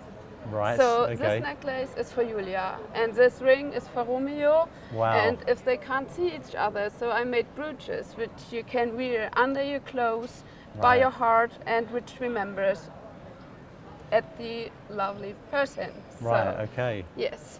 So it's not just about the actual the jewelry reflects the theme in a way. It's all a package, isn't it? Yes, true. And you've used gold and diamonds and various metals. That is your expertise. Do you think that's what you're doing at the moment? Yes, goldsmithing. I mix it. So here you have the craft work, and I use the gold and the diamonds and silver, and the other part is more industrial. Right. Okay. Yes. So I combined writing by hand, and then if I want to produce this, I used industrial techniques. So I try to find a whole package around everything. And where did you learn this? You learned this at school or college? I'm a goldsmith. So okay. I learned the crafts, and after that I studied the design, and that's the final work from the design studies. Wow! And what is your what does it mean to you to win this competition? I think it's wonderful. So I agree. Get a really good feedback. I know that the people can see what I have done, and I see they also know what I want to say with it, and I can come next year again. So that's really cool. That's right, and showcase your work, and of course you do sell material here as well. So you're selling your own jewellery. Yes, and you're buying new material, the raw materials, so you can have fun and go back and design more for the future. True. And put your ideas into something that you can wear that gives you that emotion. Yes. And I love that about these young designers. They have a great passion and great ideas, and they reflect this in the beautiful work. And I'm really glad that you won it, because I think you have a nice feeling in you, a happy person. Thank you. And that's reflected in what you do. So congratulations. Thank you now so you're much. on our radar. We come here every year, so I'll probably see you next year. Yes, we'll on the see other what side. you're doing on the other side, and we'll see what you're doing and catch up with you. Yes, true. It's been a real pleasure. Yes, thank you so you. much. Thank you. Bye. Bye. Here at the bar, and it is the end of the Munich show. And Al, I have to say, you've done a fantastic job hosting again, man. Rob, it's been such a pleasure. We've seen such great stuff. We've enjoyed ourselves, we've had a laugh, we've seen brilliant things, and I can't wait to do it again with you soon. Well, the Munich show is always so much fun, and it doesn't get better. Yeah. And so, Yeah, hello. Oh, yeah, all right. Better. Cheers, mate. To our viewers. And so this is the end of the 2017 Munich show. Thanks for tuning in. We'll see you next year, 2018. Cheers, mate. Cheers.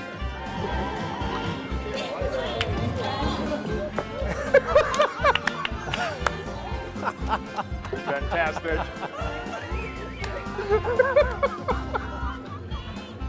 That's gonna be the best ending ever, isn't it? That was great. Genius move, bro.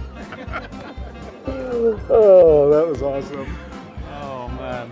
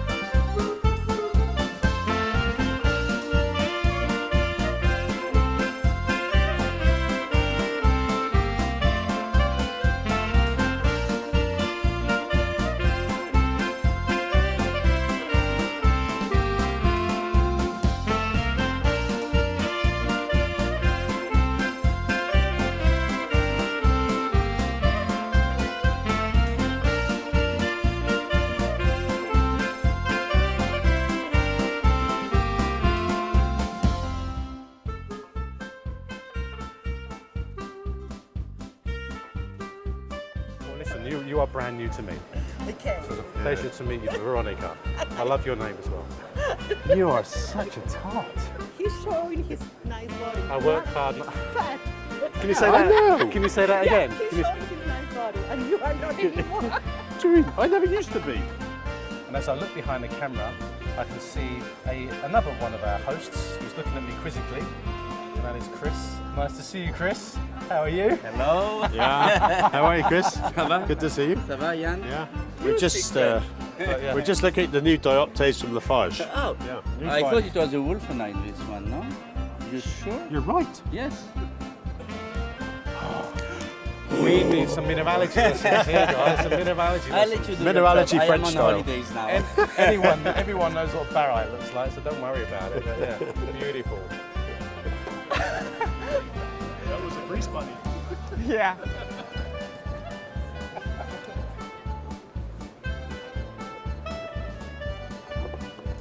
Almost. Just a second.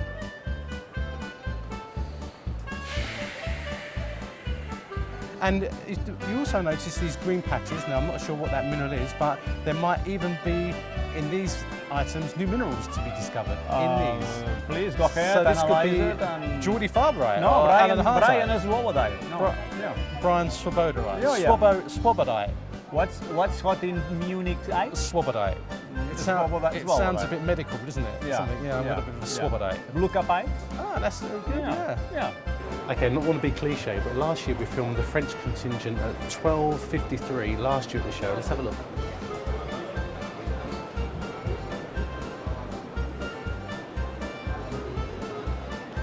And it's quite early in the day. So we have our beautiful French friends, we have wine and cheese, lunchtime. Remember last year? Exactly the same things happen. Some things never change. Cheers, everybody. Und wie geht's? Yeah. Hey, Wally, great to see you again. You know, last year. Why are you laughing? Again. Hey, Wally.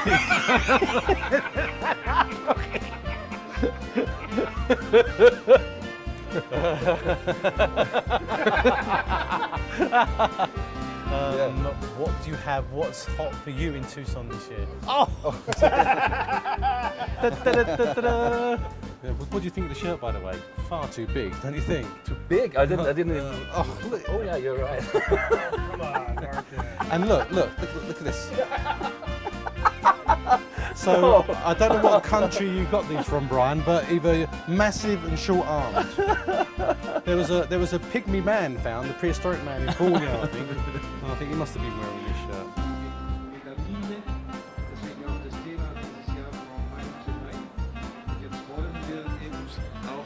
This is Sam from Germain. As you can see, I'm the one that's working, and Sam is also working, but there's one big difference.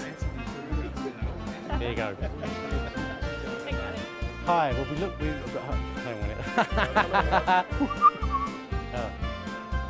I think it's great that it stays here. Someone hasn't walked off with it. I don't have this one, so I might take it with me, but no, that's really good to see that.